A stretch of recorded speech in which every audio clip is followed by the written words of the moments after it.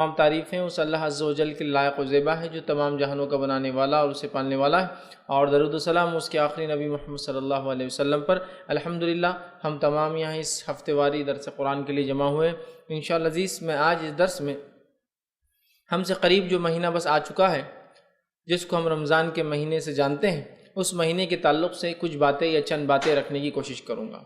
ویسے تو رمضان کا مہینہ میں سمجھتا ہوں اس کی اہمیت اور اس کی فضیلت کیا ہے ہم سبھی جانتے ہیں، اور اس مہینے کی آمد پر ہی جو ہے انسانی سماج، جو مسلم خاص طور سے مسلم سماج ہے، اس کے حرکات اور سکنات اور اعمال میں تبدیلیاں بہرحال نظر آتی ہیں، اور لوگ عبادت کے لیے اور اسی کے ساتھ ساتھ مال اللہ کی راہ میں خرچ کرنے کے لیے اپنے آپ کو تیار کرتے ہیں اس مہینے کے اندر، اور کیوں نہ ہو، یہ مہینہ ہے ہی اسی خصوصیت کا حامل۔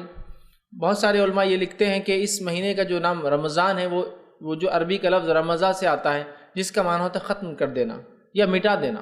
مطلب یہ ایک ایسا مہینہ ہے جو گناہوں کو ختم کر سکتا ہے، ہمارے گناہوں کو ہم سے مٹا دے سکتا ہے۔ جس طرح سے آگ جلا کر چیزوں کو ختم کر دیتی ہے، یہ مہینہ بھی ختم کر دیتا ہے، جلا دیتا ہے ہمارے گناہوں کو۔ تو گویا اس مہینے کا نام خود ایک بڑا اہم میسج اور پیغام ہمیں دیتا ہے۔ تو بہرحال یہ مہینہ ہم سے قریب ہے، لوگ اس کی تیاریاں کر رہے ہیں، لیکن ایک بڑی افسوس کی بات ہے، امت مسلمہ کی ایک بڑی اکثریت ایسی ہے، میں نہیں کہہ رہا ہوں کہ سارے لوگ، لیکن ایک بڑی اکثریت ایسی ہے جو اس مہینے کے فضائل کے تعلق سے بالکل ناواقف ہے، اور جس کا نتیجہ یہ ہوتا ہے کہ جب یہ مہینہ آ بھی جاتا ہے، رمضان کا مہینہ آ گیا، کچھ تو بھی اب تھوڑا سا روٹین ہٹ کر کرنا ہے، بس اتنا سمجھ میں آتا ہے، لیکن اس سے ہٹ کر اس کی ایکچوئل فضیلت کیا ہے، کیا فائدے اس مہینے سے ہم اٹھا سکتے ہیں، وہ ہم نہیں سیکھنا چاہتے یا وہ ہم نہیں جانتے ہیں، جس کے نتیجے میں ہوتا یہ کہ مہینہ سال در سال ہماری زندگیوں میں آتا ہے، مطلب ہر سال یہ ایک مہینہ آتا ہے اور آ کر بس یوں ہی چلا جاتا ہے، اور نہ اعمال میں کوئی تبدیلی نظر آتی ہے، نہ زندگیوں میں کوئی تبدیلی نظر آتی ہے۔ آپ اندازہ لگائیے، جو لوگ کارپوریٹ لیول پر یا بڑے بڑے کمپنیوں میں کام کرتے ہیں، میں ایک مثال دیتا ہوں، یا اسکولز میں کام کرتے ہیں، کالجز میں کام کرتے ہیں، ایسی جگہ کام کرتے ہیں جہاں ان کو اپڈیٹ کرنا پڑتا ہے اپنے آپ کو، تو ہوتا یہ ہے کہ وہ کمپنی، وہ کالج، وہ اسکول ان کے لیے کچھ کورسز رکھتی ہے نا، یا کچھ ٹریننگ پروگرامز رکھتی ہے، یا کچھ اپڈیشن پروگرامز رکھتی ہے۔ نتیجہ یہ ہوتا ہے کہ ایک مثال کے طور پر کمپنی کے اندر ایک نیا سسٹم آیا، وہ سسٹم کو سکھانے کے لیے 3 دن کا کوئی پروگرام کمپنی نے رکھ دیا، میٹنگ ہوتی ہے، سارے لوگ جمع ہوتے ہیں، اور کمپنی نے جو اپنے سسٹم کو اپڈیٹ کیا، وہ اپڈیٹ آپ کو سکھائے جاتے ہیں۔ وہ 3 دن لوگ آتے ہیں، اس اپڈیٹ کو سیکھتے ہیں، اس کا نتیجہ ہوتا ہے کہ اب اس کے بعد اس سسٹم کو وہ ختم ہونے تک، اگلے سسٹم کے آنے تک چلانا سیکھ لیتے ہیں۔ مثال کے طور پر آج سمجھ لیجیے ایک نیا سسٹم اپڈیٹ ہوا، 3 دن کی ٹریننگ دی گئی، اس کے بعد یہ سسٹم 2 سال، 3 سال، 4 سال، 5 سال، جب تک وہ سسٹم، وہ آپریٹنگ سسٹم، وہ چیز اس کمپنی میں رہیں گی، تب تک کے لیے وہ آدمی اپڈیٹ ہو گیا۔ تو 3 دن کے پروگرام نے یہ تبدیلی لائی اس امپلائی کے اندر، اس کام کرنے والے کے اندر، کہ وہ پرماننٹلی اپڈیٹ ہو گیا اس سسٹم کے بارے میں، اس کے ختم ہونے تک، مطلب اگلے نئے سسٹم آنے تک۔ تو 3 دن کی ٹریننگ یہ کمال دکھاتی ہے۔ آئیے ایک اور مثال لے لیجیے، آگے بڑھتے ہیں اس چیز کو لے کر کہ ٹریننگ کیا ہوتی ہے، تبدیلی کیسی آتی ہے جب انسان کو ٹریننگ دی جاتی ہے، کسی چیز کے لیے مشق کرائی جاتی ہے۔ دوسری مثال لے لیجیے، آپ چاہتے تھے کہ گاڑی چلانا آپ سیکھیں، فار ایگزامپل 2 ویلر تو نہیں، 2 ویلر عام طور سے لوگ گھروں پہ سیکھ لیتے ہیں، لیکن 4 ویلر ہے جو کہ آپ کے ساتھ اویلیبل نہیں ہے۔ آپ ایک ڈرائیونگ اسکول میں جاتے ہیں، اسکول میں جانے کے بعد آپ، میں سمجھتا ہوں 15 days to 20 days یا 30 days کا ہارڈلی کورس ہوتا ہے، اور بہت ہی ڈم انسان ہوگا، بہت ہی جس کو ہم کہیں گے مطلب وہ انسان کمزور ہوگا جو مہینے بھر بعد بھی گاڑی نہ سیکھ سکے۔ آج کل تو دیکھیے آپ بچوں کو گھر میں ہے تو آدھا ٹریننگ تو وہاں مل جاتی ہے، پھر 1 سے 2 3 بار 10 بار چلا لیے تو آ جاتی ہے نا، ایسا ہوتا ہے۔ 2 ویلر کے معاملے میں تو اس کی بھی ضرورت نہیں ہوتی، محلوں میں ہی سیکھ لیتے ہیں ہمارے بچے، ٹھیک۔ تو آپ دیکھیے، تو 1 month کی ٹریننگ ہوئی، اس کے بعد ماشاءاللہ آپ نے کار چلانا سیکھی۔ اب جب تک آپ اپنے عقل اور ہوش اور حواس میں ہیں، گاڑی چلانا آپ نہیں بولتے ہیں۔ اب جب تک آپ اپنے عقل میں اور ہوش اور حواس میں ہیں، سینسز آپ کے باقی ہیں، آپ گاڑی چلانا نہیں بولتے۔ تو 1 مہینے کی ٹریننگ نے یہ تبدیلی لائی کہ زندگی بھر کے لیے لائف ٹائم آپ نے گاڑی چلانا سیکھ لی، ٹریننگ، مشق کروائی گئی۔ اب آئیے میں رمضان کی مثال لے رہا ہوں اب یہاں، رمضان بھی ایک ٹریننگ ہے، تاکہ اگر سال بھر ہم میں کوئی کمزوریاں اور کوتاہیاں آ گئی ہو تو اس 1 مہینے میں اس کو کمپنسیٹ کر دے، اور اگلے کی ہم تیاری کر لے کہ اپنے اعمال کو ہم اضافہ کر لے۔ تو رمضان ایک 30 days کی ٹریننگ دی جا رہی ہے، اور یہ اسلامی کیلنڈر کے اعتبار سے 9واں مہینہ ہوتا ہے اسلامی کیلنڈر کا، اور 1 مہینے کی مطلب اپروکسیمیٹ 29 یا 30 days، مطلب جو بھی اس میں ہوتا ہے، 1 مہینہ اسلامی اعتبار سے 1 مہینے کی ٹریننگ ہے۔ لیکن کتنے افسوس کی بات ہے، اس 1 مہینے کی ٹریننگ اور مشق سے جو مسلمان گزرتا ہے، جب وہ چاند دکھ جاتا ہے تو ایسا گزرتا ہے اس ٹریننگ سے کہ جس کے نتیجے میں اس کو دیکھ کر رشک آتا ہے کہ ماشاء اللہ، سبحان اللہ، الحمدللہ، کیا تبدیلیاں ہیں یہ۔ لیکن 30 ڈیز جو ہیں یا 29 ڈیز جو ہیں گزرے، مہینہ ختم ہوا اور چاند نظر آیا دوسرا، پھر ایسی تبدیلی آ جاتی کہ لوگ بولتے سبحان اللہ، یہ وہ انسان تھا کہ جو ابھی دکھ رہا تھا 1 دن پہلے۔ آپ سمجھ رہے بات کو میں جو بتانا چاہ رہا ہوں کہ 3 دن کی اور 30 دن کی ٹریننگز ایک انسان پر ایک سسٹم کے ختم ہونے تک اور ایک انسان پہ اس کی زندگی ختم ہونے تک سکھا دے رہی ہے، اس کو ہمیشہ کے لیے اس کا عادی بنا دے رہی ہے۔ تو کیوں یہ 30 ڈیز کی ٹریننگ یا ایک 1 منتھ کی ہماری اسلامک ٹریننگ جو ہم کو رمضان میں ملی، وہ ٹریننگ کا اثر ایک دن میں کیسے ختم ہو جاتا ہے؟ یہ تعجب اور امیزنگ چیز ہے۔ 3 دن کی ٹریننگ سسٹم کے ختم ہونے تک آپ کو اپڈیٹ کر رہی ہے، 30 دن کی ٹریننگ زندگی بھر کے لیے آپ کو گاڑی چلانا سکھا دے رہی ہے۔ ٹیچرز جو ہوتے ہیں اسکول کالجز کے اندر، ان کو 2-2 3-3 دن کے ان کے ٹریننگ پروگرامز ہوتے ہیں، وہ ان کی زندگی کو چینج کر دیتے ہیں۔ تو سوال یہ 30 ڈیز کا ایک پروگرام جو اللہ رب العزت نے بائی ڈیفالٹ امت مسلمہ کو ہمیشہ کے لیے دے دیا، وہ پروگرام کو اتنا ہم لائٹلی کیسے لے رہے ہیں، اتنا آسان کیسے لے رہے ہیں کہ 30 دن ہم مسلسل ماشاء اللہ نمازوں کی پابندی کر رہے ہیں، زکوٰۃ اور صدقات کی ہم پابندی کر رہے ہیں، اور تمام وہ اعمال جس سے اللہ راضی ہوتا وہ کر رہے ہیں، اور 30 دن گزرنے کے بعد کایا ایسی پلٹ جاتی، زندگی ایسی تبدیل ہو جاتی کہ کچھ ہوا ہی نہیں تھا، کچھ ہوا ہی نہیں تھا۔ ایک چاند دکھا، اور میں بار بار کہتا ہوں، بہت سے لوگ کہتے ہیں کہ آپ بہت برا کہتے ہیں، ہارش کہتے ہیں، اس طریقے سے نہیں بولنا چاہیے، کہ ایک چاند امت مسلمہ میں ایسی تبدیلی لاتا ہے کہ راستے بند ہو جاتے ہیں نماز کے لیے، اور ایک چاند پھر اگلا آتا ہے ایسا کرتا ہے کہ امام کو مصلی ڈھونڈ کر لانا پڑتا ہے۔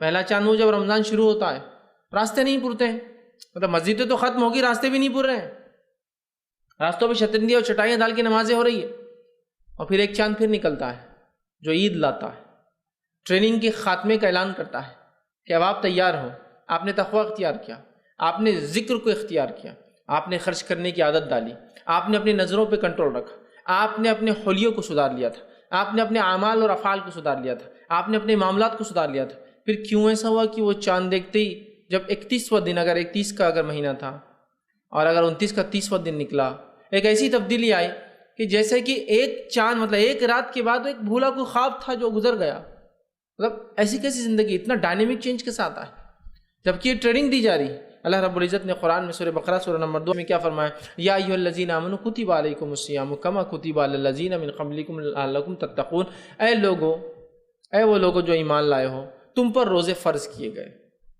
تم پر روزے فرض کیے گئے، کتب علیکم الصیام کما کتب علی الذین من قبلکم، اور یہ کوئی نئی بات نہیں، صرف تم ہی نہیں ہو جن پر روزے فرض کیے گئے، تم سے پہلے کے لوگوں پر بھی ہم نے روزے فرض کیے تھے، کیوں؟ لعلکم تتقون، تاکہ تم اللہ کا ڈر اختیار کرو۔ تو روزوں کا مقصد ہے ٹریننگ دینا، کس چیز کی ٹریننگ دینا؟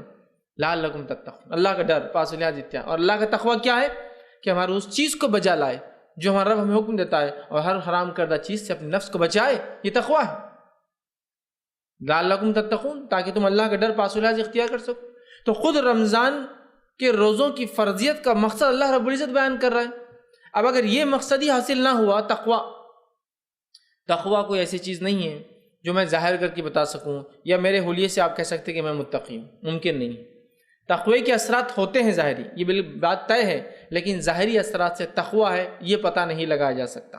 اسی وجہ سے نبی اکرم صلی اللہ علیہ وسلم کی موجودگی میں منافقین بھی تھے، آپ کو بذریعہ وہی بتایا گیا یہ منافق ہے، سمجھ آپ، اس لیے کہ وہ بھی سارے صحابہ کے جیسا وہ سب کرتے تھے جو صحابہ کرتے تھے، لیکن ان کی کچھ علامتیں، کچھ نشانیاں بتائی گئی، جو کرتے تو ہے لیکن سستی سے کرتے ہیں، کرتے تو ہے دل نہیں ہوتا ہے اس میں، نماز پڑھے سستی سے پڑھ رہے، نماز پڑھے دل نہیں ہے اس کے اندر، بس علامتیں بتائی گئی، جان دینے کو پیچھے ہٹتے ہیں، خرچ کرنے کو پیچھے ہٹتے ہیں، مسلمانوں کو کچھ برا ہو تو خوش ہوتے ہیں، علامتیں بتائی گئی، لیکن ان کے ظاہر سے نہیں پہچانا جا سکتا تھا کہ یہ مسلمان نہیں ہے، سمجھ رہا؟ تو تقوی کا ایک ظاہری اثر یہ ہے کہ آؤٹر بھی چینجز آتے ہیں، لیکن آؤٹر چینجز سے ہم انر یہ نہیں کہہ سکتے کہ چینج ہو گیا ہے۔ تقوی دل کی کیفیت ہے۔ تو رمضان کا مقصد ہے دل کی دنیا بدل دینا، لعلکم تتقون، دل کی دنیا چینج، اس لیے کہ نبی اکرم صلی اللہ علیہ وسلم نے ایک روایت میں کہا التقوی ہا ہونا، التقوی ہا ہونا، التقوی ہا ہونا، تقوی یہاں ہے، دل میں ہوتا ہے۔ لیکن میں یہ ہرگز نہیں کہہ رہا ہوں کہ اب آپ سب کام دل کا شروع کر، جیسا بہت سارے لوگ کرتے، پردہ دل کا، ذکر دل کا، ہر چیز دل کی چل رہی ہے ان کی، نہیں، لیکن تقوی یقیناً یہاں ہے، دل میں، وہ دل کی دنیا بدل جاتی۔ تو رمضان ہمارے دل کی دنیا کو کیا کرے؟ تبدیل کر دے۔ لیکن کتنی افسوس کی بات ہے، رمضان آ رہا ہے، رمضان قریب ہے، صحابہ کی تیاریاں چل رہی ہے، رمضان آ رہا ہے، کچھ صحابہ کو اتنا شوق تھا کہ شعبان میں بھی روزے رکھنا شروع کر دیتے تھے. نبی اکرم صلی اللہ علیہ وسلم روکتے تھے آخری وقت میں کہ مت رکھا کرو کہیں ایسا نہ ہو رمضان کے روزوں میں کمزور پڑ جاؤ. کچھ صحابہ کو رمضان کی تیاری شعبان سے شروع کر دیتے، تو نبی اکرم صلی اللہ علیہ وسلم نصف شعبان کے بعد روزے رکھنے سے منع کرتے تھے کہ مت رکھا کرو ورنہ کیا ہو جائیں گا، کمزوری آ جائیں گی. وہ ٹریننگ لے رہے ہیں کہ رمضان آ رہے ہیں، ہمیں روزے رکھنا ہے، تیار ہو رہے ہیں. عمر بن خطاب روکتے تھے رضی اللہ عنہ اس لیے کہ تم کمزور نہ پڑ جاؤ، رمضان نہ چھوٹ جائے کوئی تم سے. اتنی جس کو کہیں گے ہمارے اسلاف میں جوش اور جذبہ تھا رمضان آنے سے پہلے. آج رمضان ہم پر بھی آتا ہے، ہر سال آتا ہے، لیکن ہم میں کیا جوش و جذبہ آتا ہے؟ کیا جوش و جذبہ آتا ہے رمضان آنے سے؟ بتائیے. رمضان آ گیا تو جو خیالات میرے اور آپ کے ذہن میں چل رہے ہیں نا، اللہ معاف کرے ہم کو، وہ کیا ہے معلوم؟ گھر کا رنگ بہت پرانا ہو گیا، رمضان آ رہے ہے نا. تکیے اور اس کے غلاف کتنے میلے اور پرانے ہو گئے، چینج کرنا ہے. رمضان آ گئے، رمضان آ گئے. چنے کی دال پسا کے رکھنا ہے، اس لیے کہ ابھی اس سے بہت ساری چیزیں جو بننے والی ہے بیسن کے ذریعے، وہ سب تیاری کرنا ہے. رمضان آ گئے تو اب مغزیات، اب چونکہ رمضان کے بعد اینڈ رزلٹ کی تیاری ابھی کرنا ہے نا، مطلب عید کی تیاری. تو سیوئیاں کہاں سے لی جائیں گی، پلاننگ چل رہی ہے، ڈسکشنس ہو رہے ہیں، اس کے لیے کانفرنسز رکھی جا رہی ہے، گھر میں عورتیں جمع ہو رہی ہے، فون پر باتیں کر رہی ہیں کہ کیا کرنا ہے، کہاں سے خریدنا ہے. یہ سب ہے. رمضان میں پھل اور فروٹ ہم کہاں سے لائیں گے، ہے نا. رمضان میں کھانے کی جو ٹائمنگ چینج ہوں گے تو ہماری غذائیات، کیلریز جو لوگ کانشیس ہوتے ہیں کہ 2000 انٹیک ہونا چاہیے تو کیسے لی جائے، پوری پلاننگ ہو رہی ہے کہ مغرب کے بعد اتنا، عشاء کے بعد اتنا، رات میں سونے سے پہلے اتنا، رات میں پھر نیند میں اٹھ کے ایک بار اتنا، اور پھر سحر میں اتنا لیں گے. تب وہ جو دن بھر میں لیتے ہیں انٹیک وہ رات میں بھی کمپلیٹ کرنا ہے. یہ ساری پلاننگ چل رہی ہے. پھر عید کے کپڑوں کے لیے extra job, extra work, over Times لوگ کر رہے ہیں، چونکہ عید کے لیے کپڑے ضروری ہے، چونکہ وہ تو واجب ہے نا کپڑے پہننا عید کے دن، اچھے اور نئے بالکل. باقی ساری چیزیں تو نہیں ہیں. نماز ہو ٹھیک ہے، رمضان کیسے گزرے، تقویٰ آیا نہیں آیا، لیکن کپڑے تو کم از کم، دل کی دنیا چینج مت ہو، باہری دنیا تو چینج ہونا چاہیے رمضان کے عید کے دن. یہ ہم لوگوں کی بالکل باٹم لائن بات کر رہا ہوں، تیاری ہوتی ہے. ہو سکتا ہے ویسٹرن کلچر میں بیسن کا تصور نہیں ہے تو وہ کچھ اور کرتے ہوں گے، وہ اپنے طور سے ڈیفائن کر لے کیا ہے، لیکن یہ ساری ہے ہماری تیاریاں رمضان کی. اور اسلاف صحابہ، تابعین رمضان آ رہے ہیں، ایکسٹرا روزے رکھ رہے ہیں، پہلے سے تیاری. رمضان آنے والے ہیں، زکوٰۃ اور صدقات کی تیاری. رمضان آنے والے ہیں تو اللہ کے ذکر میں اضافہ کیسا کیا، تیاری. رمضان آنے والے تو راتوں کی نماز کا اہتمام کیسا ہوگا، اس کی تیاری ہو. یہ ساری ان کی تیاریاں ہیں. تلاوت قرآن کا اضافہ کیسے ہو. آلریڈی وہ لوگ، کچھ صحابہ کا حال یہ ہے کہ جلدی قرآن ختم کر دے رہے ہیں. نبی اکرم صلی اللہ علیہ وسلم کہہ رہے ہیں نہیں، کم از کم 3 دن میں کرو. فل اسٹاپ لگا رہے ہیں ان کو، مطلب اتنا جوش، یعنی کم از کم 3 دن. اگر 3 دن سے کم میں کسی نے ختم کیا تو اس نے قرآن کا حق نہیں ادا کیا. تو پھر صحابہ، مطلب وہ اس سے کم میں کر رہے تھے تو اس کو بڑھایا گیا، لمٹ کو ایکسٹینڈ کیا گیا. نہیں اتنے کم میں نہیں کرنا چاہیے. اندازہ لگائیے کیا جوش تھا. مطلب یہ جوش تھا کہ قرآن ہی. کچھ کی حالت یہ کہ قرآن کے علاوہ بات نہیں کرتے ہیں، مطلب یہ اسلاف کی حالت ہے. تو قرآن کی تلاوت ہو رہی ہے، ذکر و اذکار کا اہتمام ہو رہا ہے، خرچ کرنے کا اہتمام ہو رہا ہے. اپنے کام کو کم کیسے کیا جائے اس کی پلاننگ چل رہی ہے کہ اب کم کرنا، اس لیے کیا آ رہا ہے، رمضان آ رہا ہے. ہو سکتا ہے اگلا رمضان سمپلی نہ ملے، بالکل ایک دم سیدھی بات ہے، ہو سکتا نہ ملے. تو وہ پوری تیاریاں کر رہے ہیں. اور ہمارا حال کیا ہے، اللہ ہم پہ رحم کرے، بس آ رہے ہیں رمضان اور جا رہے ہیں. 30 دن ہم گزار لینا جیسے تیسے، اور 30 دن کی خاتمے میں شکر بھی ادا ہو رہا ہے. بس نئے کپڑے بن گئے بچوں کو، اللہ تیرا شکر، بس یہی تھا ہمارا شکریہ. مطلب ایک، اگر میں گھر میں باپ ہوں، کمانے والا ہوں، تو میرے لیے سب سے بڑی چیز جو رمضان میں ہو گئی اور وہ سکسیسفل منتھ تھا، بس اللہ تو نے بچوں کو کپڑے دلا دیا، یہ ہوگا، عید اچھی سے ہوگی، شیرخرما اچھے سے بن گیا، سیوئیاں اچھا بن گئی، میٹھا اچھا ہو گیا، سب میں نام ہو گیا، گھر کو کلر وغیرہ ہو گیا، ماشاءاللہ، بس یہ میرا رمضان ہو گیا. اگر رمضان پھر تبدیلی لائیں گا، دل کی دنیا میں نہیں، باہری دنیا کو تبدیل کریں گا، پھر سے گھر کو تبدیل کریں گا، گھر کے غلافوں کو تبدیل کریں گا، پردے تبدیل ہوں گے، پھر وہ تبدیلی آئیں گی.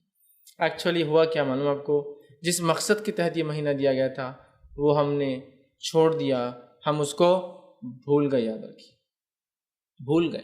اور اس مہینے کی کیا فضیلت ہے، اللہ رب العزت نے اس مہینے کے اندر جو ہے ہم لوگوں کو روزے کا حکم دیا، جو کہ ایک فرض عبادت ہے. اور صحابہ اس کے لیے اتنے جوش میں ہوتے تھے اور ایسی تیاری کرتے تھے کہ شعبان سے شروع ہو جاتے تھے.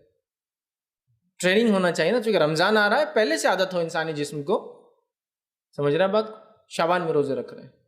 نبی اکرم صلی اللہ علیہ وسلم بھی شعبان میں کثرت سے روزے رکھتے تھے، اور حدیث میں آتا ہے آپ نے سب سے زیادہ روزے رمضان کے بعد اسی مہینے میں رکھے، بہت رکھتے تھے.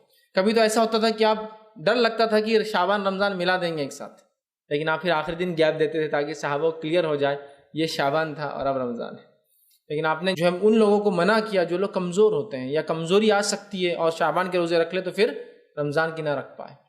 سمجھ رہے آپ؟ تو یہ جذبہ ہے صحابہ کا، یہ اعمال وہ کر رہے ہیں، یہ اضافہ ہے ان کے اعمال میں، یہ زندگی کی تبدیلیاں ہیں. تو اللہ رب العزت نے اس مہینے کو اپنی فرض عبادت روزوں کے لیے چنا، جو کہ اسلام کے ارکان 5 ارکان میں سے ایک رکن ہے، اور اس کا چھوڑنے والا، اس کو نہ رکھنے والے کے لیے بہت خطرناک سزائیں سنائی گئی ہے نا.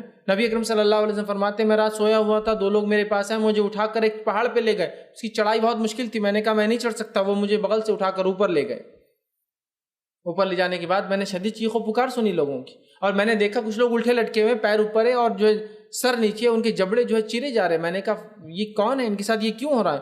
تو ان لوگوں نے کہا یہ آپ کی امت کے وہ لوگ ہیں جو افطار جلدی کر لیتے تھے، مطلب روزہ رکھتے تھے لیکن افطار جلدی وقت پہ نہیں ہوتا، وقت سے پہلے.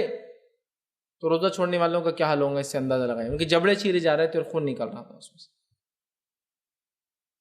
تو روزہ ایک فرض عبادت ہے. اللہ رب العزت نے رمضان کا مہینہ اپنی ایک فرض عبادت کے لیے چنا. یہ اس کی سب سے بڑی فضیلت ہے، یاد رکھیے، سب سے بڑی فضیلت ہے. لیکن ہم دیکھتے ہیں ہمیں روزوں کے لیے بھی کوئی تیاری نظر نہیں آ رہی.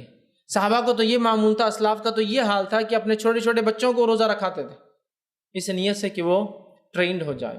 اس لیے کہ ایک انسان بالغ ہو جائے تو نماز اور روزہ اس پہ فرض ہو جاتا ہے. لیکن کیا آپ امید کرتے ہیں ایک بچہ اگر بالغ ہو تو وہ اپنے بالغ ہونے کے اسی سال پورے 30 روزے رکھ پائیں گا، یا وہ بچی؟ جب تک کہ اس کو پری پلان ٹریننگ نہ ہو. کہ مثال کے طور پر اگر بچہ جو ہے 10ویں سال سے بالغ ہوتا ہے اور وہاں سے اس پہ روزے فرض ہوتے ہیں، تو پھر اس کو کیا ٹریننگ دی گئی کہ 7ویں سال اس نے 2 4 5 روزے رکھے، 8ویں سال اس نے 8 9 10 روزے رکھے، اور اس کے بعد 9ویں سال 15 ایک رکھے. تو پھر اس کو جب وہ 10ویں سال بالغ ہوا تو وہ پورے روزے رکھ سکتا ہے، ورنہ ممکن نہیں ہے. یاد رکھیے کہ اچانک ایک سال آئے اور وہ کہے اب تم بالغ ہو گئے اور کل سے پورے روزے فرض ہیں، امپاسبل ہو جائیں گے، ہارڈلی پاسبل ہے. سمجھ رہے ہیں بات کو؟ پھر ہمارے پاس ہوتا ہے بچہ بالغ ہونے کے بعد ٹریننگ شروع کرتا ہے 2 4 سال، اور 14 15 سال کا ہونے تک پھر شروع کرتا ہے پورے روزے رکھنا. اور اس میں عادت ہوئی اور اگر نہ ہوئی تو پھر تو گیا، وہی بڑا غرق ہوا. عادت ہوئی تھی اور نہیں ہو سکی تو بس پھر والدین کو بس افسوس ہوگا، اس کو بھی افسوس ہوگا، اور اپنی زندگی چلتے رہیں گی اس کی روٹین. یاد رکھیے وہ ٹریننگ دلاتے تھے اپنے بچوں کو. ہم ٹریننگ لے رہے ہیں اپنے آپ کو، بچوں کو دلا رہے ہیں اس کی. وہ شوق ان میں جگا رہے ہیں کہ ہمارے بچے رمضان آئے تو روزے کے لیے خود ہم سے کہیں کہ ہمیں بھی روزہ رکھنا ہے. ہمارے بچوں کو پکڑ کے ہم بڑے بڑے روزے رکھو تو بولتا نہیں میرے سے نہیں ہوتا، کیونکہ ماحول نظر نہیں آتا ہے اس کو، وہ اہمیت نظر نہیں آ رہی ہے نا. جیسے عید کے کپڑوں کے لیے ڈسکشن چل رہے ہیں، بات چیت ہو رہی ہے، روزوں کے لیے کبھی کوئی چیز وہ سن نہیں رہا اس کی اہمیت کے بارے میں، کیسے رکھنا ہے، نہیں رکھ پائے تو اس کے لیے کیا کرنا چاہیے، نظر نہیں آ رہا اس کو.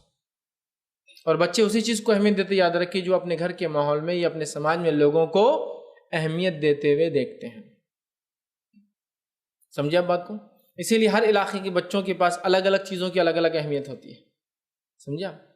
یہ ہے، یاد رکھیے، کیونکہ ماحول میں اور سماج میں اس چیز کو ہوتے ہوئے دیکھتے ہیں تو اس چیز کو اہمیت دیتے ہیں. تو یہ فرض عبادت روزوں کا مہینہ ہے، ہم لوگ اس میں ضرور روزے رکھیں. اور اس کا مقصد، روزے کا مقصد، رمضان کا مقصد لعلکم تتقون. تو روزے کا مقصد ہے کہ ہم اللہ کا ڈر اختیار کریں، پاس و لیاز اختیار کریں. رمضان کا مہینہ اسی لیے دیا گیا کہ ہم روزہ رکھیں اور اللہ کا ڈر اور تقوی اختیار کریں. یہ سب سے اہم چیز ہے. تو یہ رمضان جو انشاءاللہ عزیز اب ہم پر آئیں گا، یہ ہم میں جو ہے ایک پرماننٹ چینج لا دے، ہمارے دل کی دنیا بدل دے، ہمارے معاملات بدل جائے. ذکر و اذکار کا جو ہے ہم نے رمضان میں کیا وہ بعد رمضان بھی باقی رہے. تلاوت قرآن جو رمضان میں کی، غیر رمضان بھی کنٹینیو سلسلہ چلتے رہے. روزوں کی جو عادت رمضان میں ڈالی، بعد رمضان بھی شوال کے 6 اور اس کے علاوہ بھی منڈے اور تھرسڈے جو جمعرات کے روزے کے عادی بن جائیں. ایام 20 جو ہے چاند کی جو ہے 13 14 اور 15 کے ہم روزے رکھنے والے بن جائیں. اس کے علاوہ وہ تمام روزے جو نبی اکرم صلی اللہ علیہ وسلم نے رکھے یا رکھنے کا حکم دیا اور تمام ہم کریں. اور اس سے بھی ہٹ کر ہم نفلی روزے رکھے، اس لیے کہ ایک صحابی کو دیکھا گیا کہ وہ جو ہمیشہ روزہ رکھتے تھے، میکسیمم ٹائم روزہ رکھتے تھے. کسی نے آگے کرا اللہ کے رسول کچھ لوگ روز ہی روزہ رکھ رہے ہیں، تو نبی اکرم صلی اللہ علیہ وسلم نے فرمایا سب سے بہترین روزہ داؤد علیہ السلام کا روزہ ہے. وہ ایک دن روزہ رکھتے اور ایک دن افطار کرتے، الٹرنیٹ ڈے روزہ رکھتے تھے داؤد علیہ السلام. ایک دن رکھتے ایک دن نہیں رکھتے. تو جب وہ صحابہ تک خبر پہنچی تو انہوں نے پھر ایک دن رکھنا شروع کیا اور ایک دن چھوڑنا، ورنہ پورا ہی رکھ رہے تھے کنٹینیوسلی. تو یہ شغف، یہ دھن اور یہ جذبہ جاگ گیا تھا. لیکن بڑی افسوس کی بات ہے یہ چینجز ہم میں نہیں آ رہے. اور رمضان ایک ایسا اہم مہینہ ہے کہ نبی اکرم صلی اللہ علیہ وسلم کے ساتھ ایک خاتون نے ارادہ کیا کہ وہ جو حج کے لیے جائیں گی لیکن نہ جا پائی. کسی وجہ سے، چونکہ سواری کی کمی تھی۔ نبی اکرم صلی اللہ علیہ وسلم دریافت کیا تم آ رہی ہو حج کو؟ تو کہا نہیں میں نہیں آ سکتی ہوں، اس لیے کہ یہ اونٹ 2 ہی ہے، ایک کھیتی باڑی کے لیے ایک پانی کے لیے لگتا ہے، تو میں اگر سفر پہ آ جاؤں گی آپ کے ساتھ حج کے یا چلوں گی تو پھر اونٹ کو مطلب سواری کا کیا ہوں گا، گھر بار کیسے چلیں گا؟ تو نبی اکرم صلی اللہ علیہ وسلم فرمایا تو پھر تم رمضان میں عمرہ کر لینا، اس لیے کہ رمضان میں کیا گیا عمرے کا ثواب حج کے برابر ہے۔ دیکھیے کتنا افضل مہینہ ہے کہ اس مہینے کی گیا ایک نفلی عمل عمرہ، یہ حج اصغر ہے، چھوٹا حج ہے، اور حج اکبر ہوتا ہے، تو یہ بھی کیا گیا حج اصغر عمرہ حج اکبر کے برابر ثواب، لیکن اس سے حج ساقط آپ سے ہٹ نہیں جائیں گا، وہ اپنی جگہ باقی ہے، لیکن ثواب درجے کے اعتبار سے، اہمیت کے اعتبار سے، ریوارڈز جو ملنے والے ہیں وہ اس کے برابر ہوں۔ سمجھ رہے ہیں بات؟ تو آپ اندازہ لگائیے مہینے کی کیا فضیلت ہے کہ عمرہ جیسا عمل، تو جو عمرے کو جا سکتا ہے، اللہ نے مال دولت صلاحیت طاقت توانائی دی ہے، آج کل تو بہت زیادہ سہولتیں اور آسانیاں ہو چکی ہے سفر کی، میں سمجھتا ہوں، اور قیمتیں بھی جو بہت کم اس میں ہو جاتا ہے، الحمدللہ جو فائدہ اٹھا سکتا ہے فائدہ اٹھا لیں، ہے نا؟ اس لیے کہ ہم نہیں جانتے کب زندگی کی حالت تبدیل ہو جائے، کب ہمارے ملک کی حالت تبدیل ہو جائے، کب وہ ملک کی حالت تبدیل ہو جائے جس کے اندر وہ چیز ہے، یہ بھی ہو سکتا ہے۔ تو آج ساری سہولتیں ہیں، بینیفٹ اٹھا لیجیے، فائدہ لے لیجیے، ہو سکتا ہے کل سب کچھ ہو صحت ساتھ نہ دے، سب کچھ صحیح ہو مال ختم ہو جائے کہ اب جا نہیں سکتا ہوں، سمجھ رہا؟ تو کرنا چاہیے حج کو جائے انسان، خیر حج کو نہیں جا سکتا ہے، حالات نہیں ہے یہ حج چونکہ کافی اس میں پیسہ لگتا ہے، تو عمرہ تو جا سکتا ہے، عمرہ کرے کم از کم رمضان میں۔ اسی طرح جو ہے کوشش کرنا چاہیے کہ رمضان کے مہینے میں اعمال صالحہ میں اضافہ کریں۔ اب جو بھی آپ کرتے ہیں نیک اعمال میں اضافہ، کیا کیا نیکیاں ہو سکتی ہے اس کی کوئی فہرست نہیں بنائی جا سکتی، ظاہر سی بات ہے، تو اعمال صالح کے اندر اضافہ کرے، یاد رکھیے، بالخصوص ذکر و اذکار کا اہتمام کریں اعمال صالح میں، بالخصوص نمازوں میں اضافہ کریں، مطلب فرض کے علاوہ، بالخصوص قیام اللیل کا ہم اہتمام کریں، ہے نا؟ اعمال صالح میں بالخصوص زکوٰۃ تو اگر آپ رمضان میں دیتے ہیں ٹھیک ہے، لیکن اس کے علاوہ صدقات میں اضافہ کریں، ہے نا؟ بالخصوص آپ صلہ رحمی میں جو ہے اضافہ کریں، یہ مہینہ ہے صلہ رحمی کا کہ ہم لوگوں کو افطار یا ہمارے غریب رشتہ داروں کو افطار اور سحر کا نظم کرائیں، ہے نا؟ یہ ساری چیزیں بہرحال اگر ہم پلان کریں تو سب کچھ ہو سکتا ہے، یاد رکھیں۔ ہم لوگ سوچتے نہیں، یاد رکھیں، اگر ہم سوچیں گے نا سب کچھ ہو سکتا ہے، اور جب ہم نہیں سوچتے ہیں نا تو کچھ بھی نہیں ہو سکتا، یاد رکھیں۔ جب ہم سوچ لیں یہ نہیں ہو سکتا تو نہیں ہو سکتا، سب سے پہلے اپنے ذہن کو بدلیے یہ ہو سکتا ہے، تو پھر سب کچھ ہو سکتا ہے، یاد رکھیں۔ تو اللہ تعالیٰ پھر مدد کریں گا نا۔ جب آپ سوچ کے بیٹھ کے کچھ نہیں ہو سکتا تو پھر آتی ہوئی بھی اللہ کی مدد آپ کو نظر نہیں آتی ہے، کرنے کا جذبہ رکھیے، سب کچھ ہو سکتا ہے، یاد رکھیے۔ آپ بولیں گے یار میں خود برڈن میں ہوں، مصیبت میں ہوں، دوسروں کو کیا کھلاؤں گا؟ صحابہ کی آپ زندگی دیکھیں، دوسروں کو کھلاتے تھے تو اللہ اتنا دیتا تھا جس کی کوئی انتہا نہیں۔ ہم لوگ کیا سمجھتے ہیں جمع کرنے سے چیز بڑھتی ہے، یاد رکھیے چیز خرچ کرنے سے بڑھتی ہے، یہ پریکٹیکل اصول ہے۔ معلوم آپ نے کار لی اور کبھی نہیں چلاتے اس کو، بہت دن چلتی، کیوں کار 15 سال کے بدلے اس کی لائف 30 ایئرس ہو جاتی، آپ کو معلوم سال بھر بعد وہ کھڑی گاڑی اس کے ٹائر بھی انجن بھی خراب ہو جائیں گا اور پھینکنے کے لائق ہو جائیں، لیکن چلتی ہوئی گاڑیاں 15 سال کے بعد بھی مینٹین رہتی ہے، اور آپ بولتے ہیں اب اس کو ری پاسنگ کرانا پڑے گا۔ 15 ایئر جنرلی انڈیا میں 2 ویلرس 4 ویلرس کی لائف مانی جاتی ہے، ٹھیک ہے؟ ویسٹرن کنٹریز میں وہ کم ہوتی ہے، 7 سال 5 سال ہوتی ہے، بہرحال 15 سال تو آپ چل رہا تو چلتی ہوئی چیز بڑھتی ہے، یاد رکھیے فائدہ دیتی ہے، اس بات کو آپ نوٹ کر لیں۔ تو آپ جب خرچ کریں گے تو آپ کے ساتھ آتا بھی ہے، ہم سمجھتے نہیں جمع کرنے سے آتا نہیں، خرچ کرنے سے آتا، صحابہ کی زندگی اس کی جیتی جاگتی مثال۔ تو اعمال صالحہ، نیک اعمال جو بھی آپ کرتے ہیں رمضان میں اس میں کیا کیجئے، اضافہ کیجئے، تاکہ جب آپ ایک لمٹ تک جا کر آئیں گے تو غیر رمضان ایک سرٹن لمٹ تک پھر پہنچ جائیں گے۔ ایک انسان سمجھ لیجئے 1 مہینہ مشقت کر کے 100 تک جا رہا ہے کسی کام میں، تو غیر رمضان کم از کم امید ہے 50 تو پہنچے گا، تو اس میں خوب اضافہ کیجیے اعمال صالحہ میں۔ اسی طرح صدقات کا خاص طور سے اس مہینے میں اہتمام کریں، نبی اکرم صلی اللہ علیہ وسلم اس مہینے میں خاص طور سے صدقات کا اہتمام کرتے، اسپیشلی صدقات مطلب نفلی مال خرچ کرنا، زکوٰۃ یہ فرض ہے، صدقات نفلی مال خرچ میں، چونکہ نفلی مال خرچ کرنے فطرہ آتا ہے، صدقہ آتا ہے، سمجھے نا، بہت ساری چیز میں اس میں انکلوڈ ہوتی ہے، تو لہٰذا نفلی مال خرچ کرنے کی عادت ڈالیے، صدقات کا خوب اہتمام کریں، اور صدقات مسکینوں کو تلاش کر کے دیں، اور مسکین اور غریب کا فرق جو نبی اکرم صلی اللہ علیہ وسلم نے بتایا وہ یہ ہے کہ غریب مانگ کر لے لیں گا، جو سوال کریں گا، اور مسکین مانگتا نہیں ہے، تم کو اس کو پہچاننا پڑے گا، یہ فرق ہے۔ غریب کیا کریں گا؟ سوال کریں گا، اور مجبوری میں سوال کرنا بھی جائز، حرام نہیں، مجبوری میں غریب مانگیں گا آپ سے، مسکین مانگیں گا نہیں۔ اور غریب کو روپیہ 2 روپیے دینے سے اس کا کام چل جائے گا، مسکین کا کام اس سے نہیں چلتا ہے۔ مسکین آپ کا دوست بھی ہو سکتا ہے جو روز ساتھ رہتا ہے، لیکن اس کے گھر کی حالت یہ ہے کہ اس کی والدہ گلی گلی کام کرتی ہے، اس کی والد بیچارے چھوٹا موٹا کچھ کام کرتے، تو وہ مسکین ہے۔ بولیں گا تھوڑی آ کر کہ مجھے دیجیے، مسکین بولیں گا نہیں آپ کو ڈیٹیکٹ کرنا ہے کہ یہ مسکین دکھ رہا ہے، اس کو دینا چاہیے، یہ آپ تحفتاً اس کو دے دیں۔ تو مسکین اور غریب کا ہی فرق، تو صدقات کرے، کوشش کرے کہ غریبوں کو بھی دے، لیکن خاص طور سے مسکینوں کا ضرور خیال رکھے۔ یہ آپ سے مانگیں گے نہیں، آ کے لقمہ 2 لقمے نہیں مانگیں گے، اس سے ان کا کام میں نہیں بنے گا۔ ان کو تلاش کرے، آپ لوگوں کے حالات سے، چہروں سے، کپڑوں کے احوال سے، گاڑی کی کنڈیشن سے معلوم کر سکتے ہیں حالات کیا چل رہے ہیں۔ مدد کیجیے، مدد کیجیے۔ اب کوئی کہے کہ میں خود مسکین ہوں، دوسروں کی کیا مدد کرے؟ ٹھیک ہے، تو یاد رکھیے آپ کوشش تو کریں جو آپ کر سکتے ہیں دوسروں کی، وہ کوشش کریں گا اور ایک سماج بن جائیں گا، یاد رکھیے، جو دینے والا سماج ہو جائیں گے، جو دینے والا، معلوم آپ کو، دینے والا۔ صحابہ کے تعلق سے اور اس کے بعد کے اسلاف کے مدینے کے ماحول کے تعلق سے کچھ روایتیں ایسی ملتی ہے تاریخی کہ کوئی کسی کے گھر میں اگر کھانے کو کوئی چیز دیتا، سمجھے آپ، تو وہ بازو والے کو شفٹ کر دیتا کہ وہ زیادہ مستحق ہے میرے سے کہ میں کھاؤں، وہ اس کو شفٹ کرتا، حتیٰ کہ وہ چیز پورے محلے میں گھوم کر اس پہلے شخص کے پاس آتی جو اس کو جس نے اس کو دیا تھا، کیونکہ ہر فرد کیا بول رہا نہیں وہ میرے سے زیادہ مستحق ہے، اس کو دے دو، تو وہ ٹرانسفر یہاں سے ہو رہی بازو والے گھر، بازو والا کیا بول رہا نہیں میرے سے زیادہ مستحق وہ بازو والا ہے، وہ وہاں سے ٹرانسفر ہو اس کے گھر، ایسا پورا جا کر وہ چیز واپس اسی کے پاس آتی جو دے رہا ہے۔ ایک واقعہ آتا ہے کہ ایک شخص بغداد سے نکلا، اس کے والد نے نیت کی تھی کہ مدینے کے سب سے غریب انسان کو جا کر 10,000 درہم تم صدقہ کر دینا، 10,000 چاندی کے سکے صدقہ کر دینا۔ وہ شخص وہاں سے نکلے اور پہنچے مدینہ۔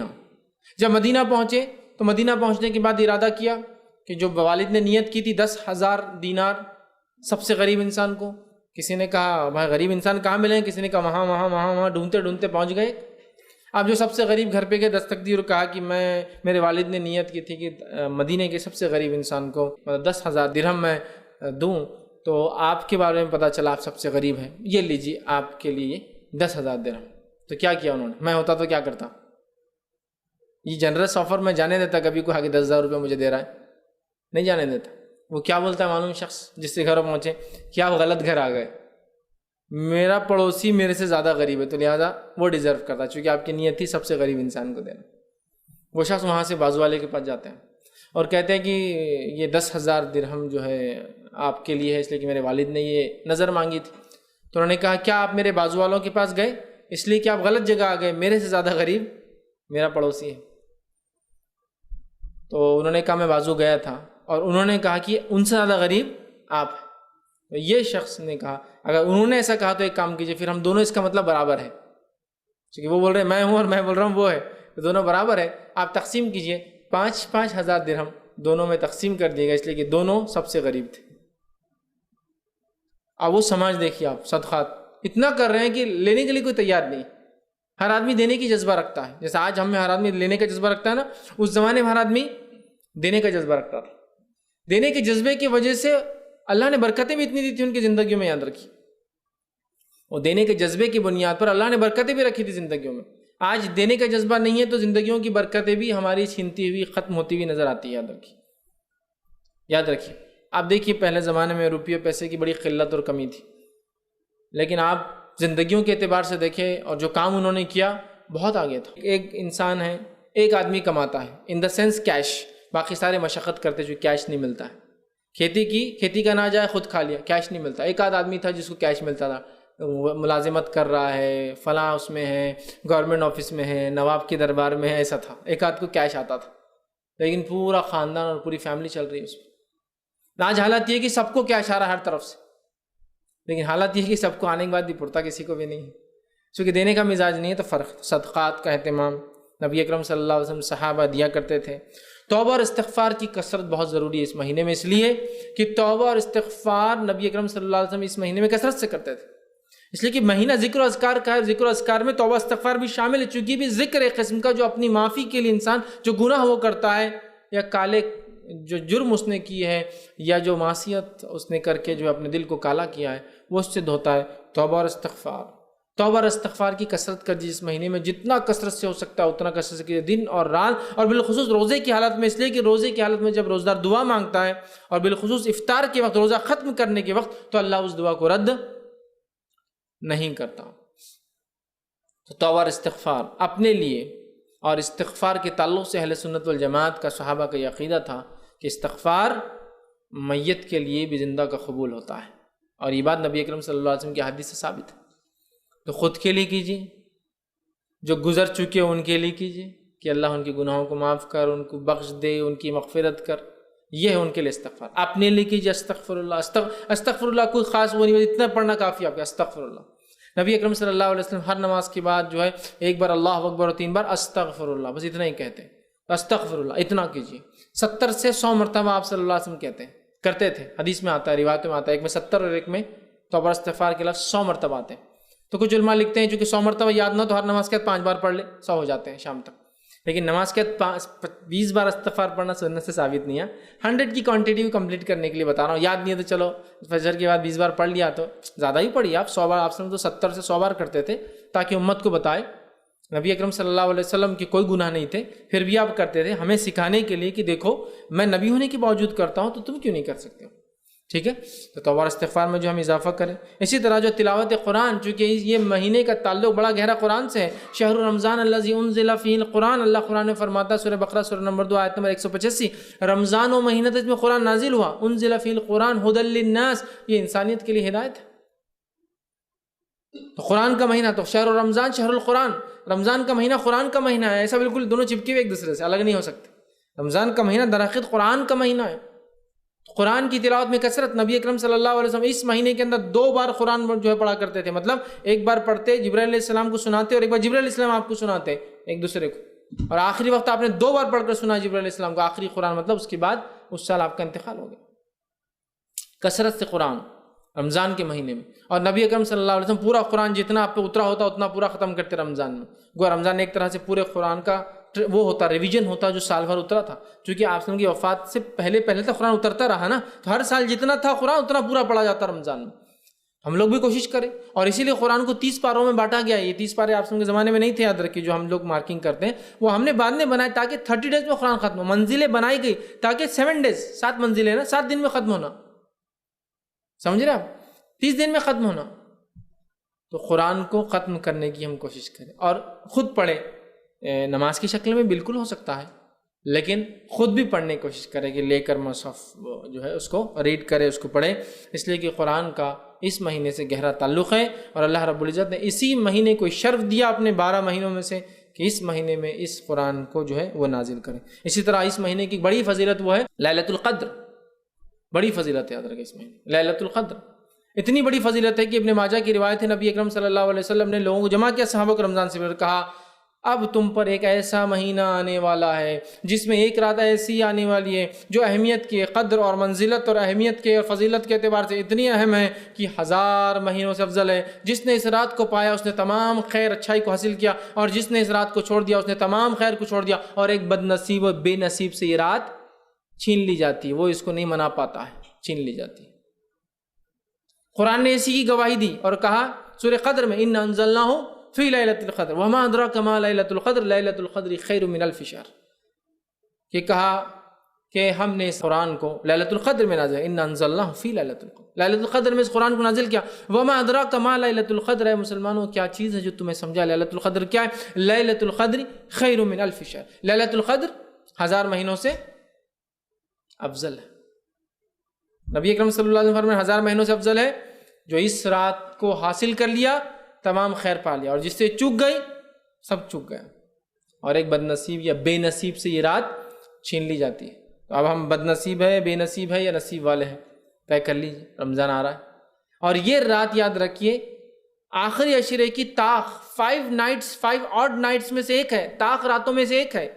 تو یہ 21 رمضان بھی ہو سکتا ہے، مطلب 21 کی رات 23 بھی ہو سکتی ہے، 25 بھی ہو سکتی ہے، 27 بھی ہو سکتی ہے، اور 29 بھی ہو سکتی ہے۔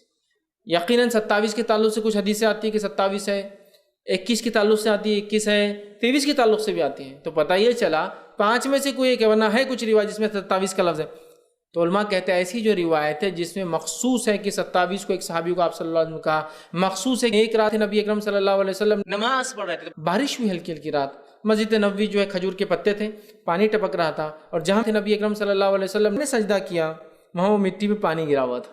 وہ رات تھی 21 کی۔ تو علماء کہتے ہیں یہ جو خاص علامتیں بتائے گی کہ 27، 21، 23، اس کا معنی یہ ہے کہ یہ رات ہر سال ایک وقت نہیں آتی۔ اگر ایک سال 27 کو آتی تو اگلے سال 29 ہو سکتا ہے، 29 تو کسی سال 21، کسی سال 23، کسی سال، سمجھ رہا، آتی بھی اگر ہے علامت ایک رات میں تو روٹیٹنگ ہے، وہ نیکسٹ ایئر وہ رات پہ نہیں ہوں گی،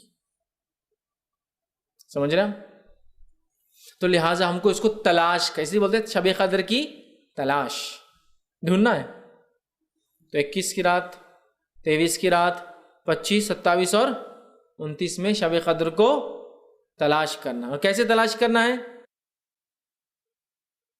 جیسے ہم آج کل تلاش کر رہے ہیں، ہے نا، آخری عشرہ، شب قدر کی تلاش، 21 کی رات فلاں بازار میں، 23 کی رات فلاں بازار میں، اور 25 کی رات فلاں خریدی کے اندر، اور 27 کی رات فلاں ہوٹلوں میں، اور 29 کی رات فلاں، اور اس کے بعد ماشاءاللہ 1000 مہینوں کا ثواب حاصل۔ یہ ہماری پلاننگ ہے، میکسیمم جو پلاننگ ہے، اس سے ہٹ کر کچھ نہیں۔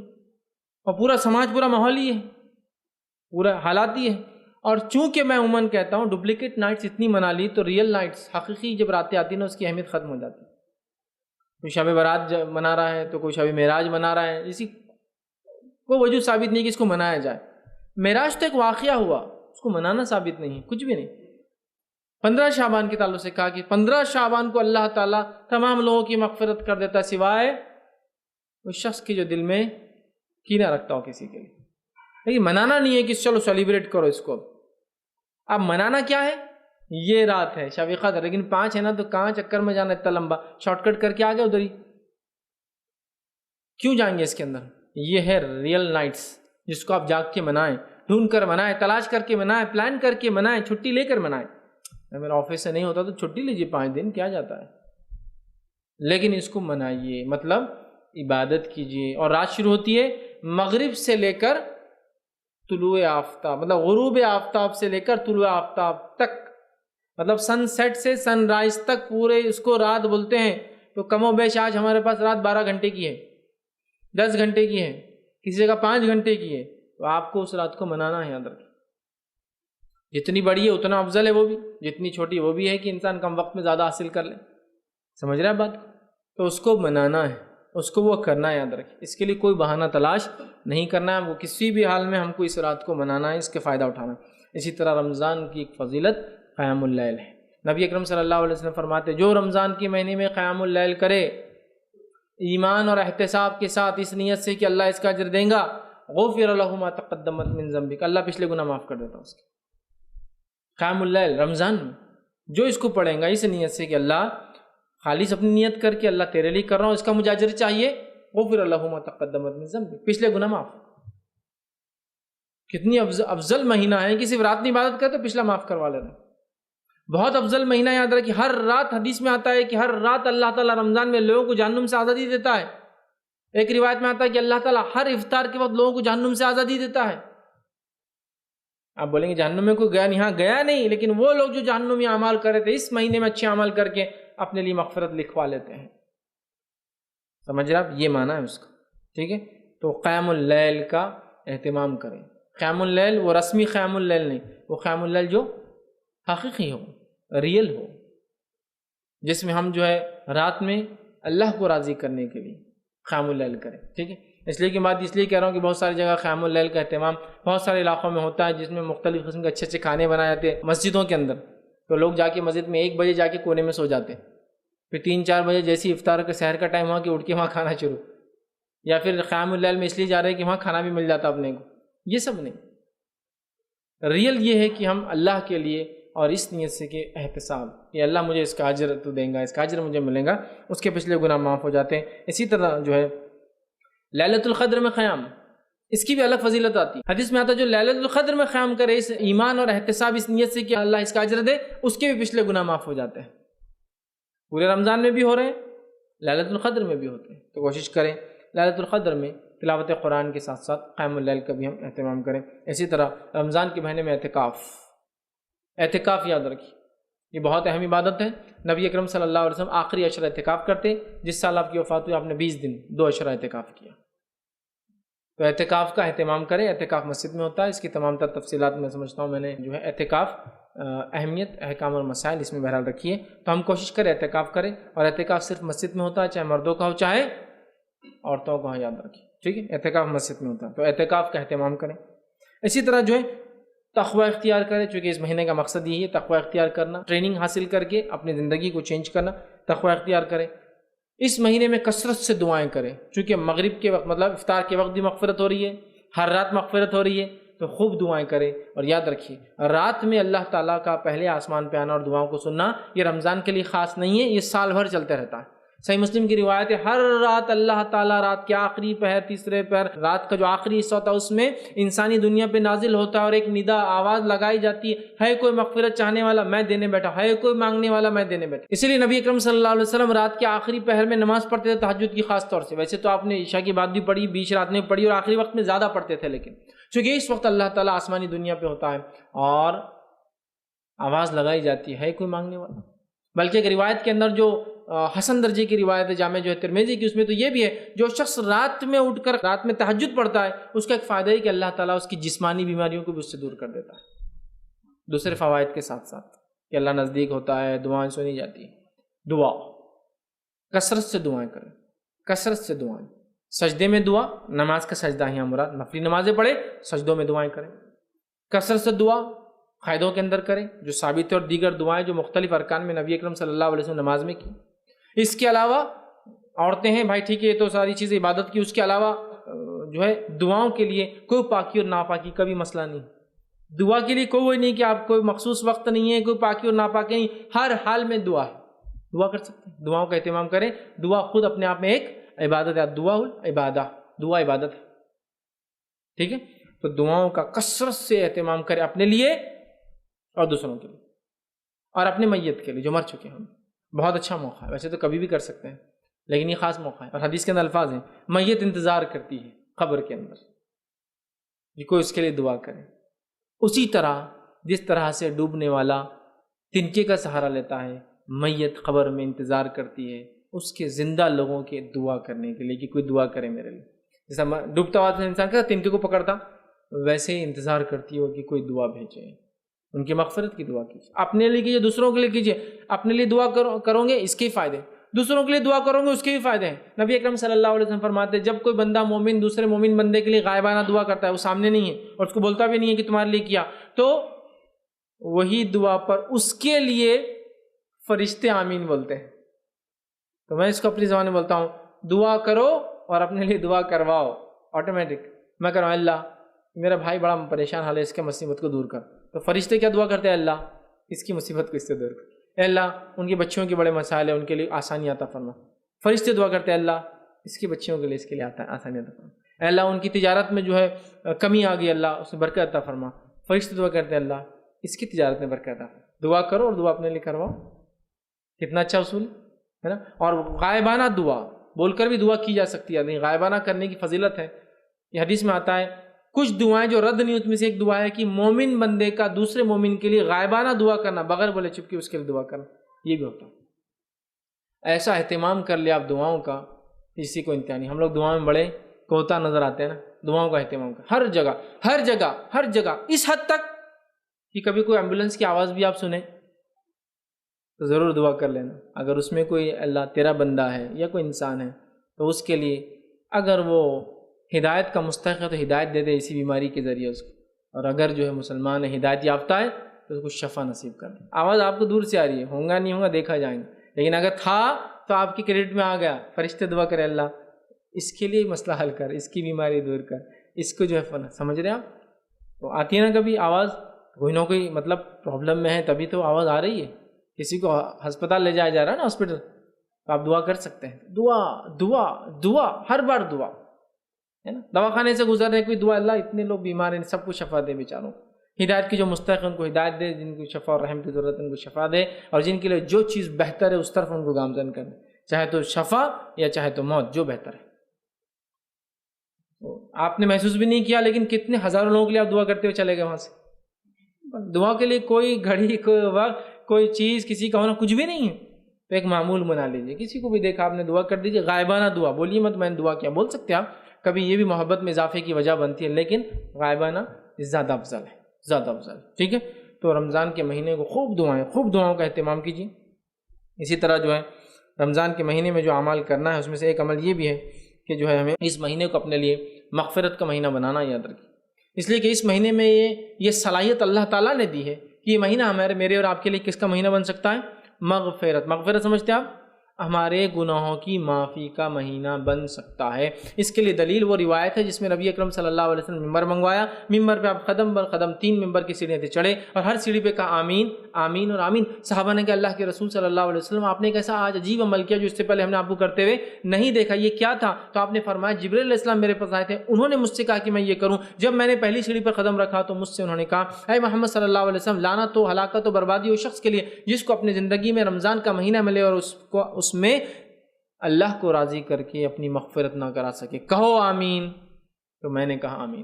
جب دوسری سیڑھی پہ قدم رکھا تو انہوں نے مجھ سے کہا کہ لعنت ہلاکت بربادی اس شخص کے لیے جس کو والدین میں سے دونوں یا دونوں میں سے کوئی ایک بڑھاپے کی حالت میں مل جائے اور ان کی خدمت کر کے اپنی مغفرت نہ کرا سکے. کہو آمین. میں نے کہا آمین.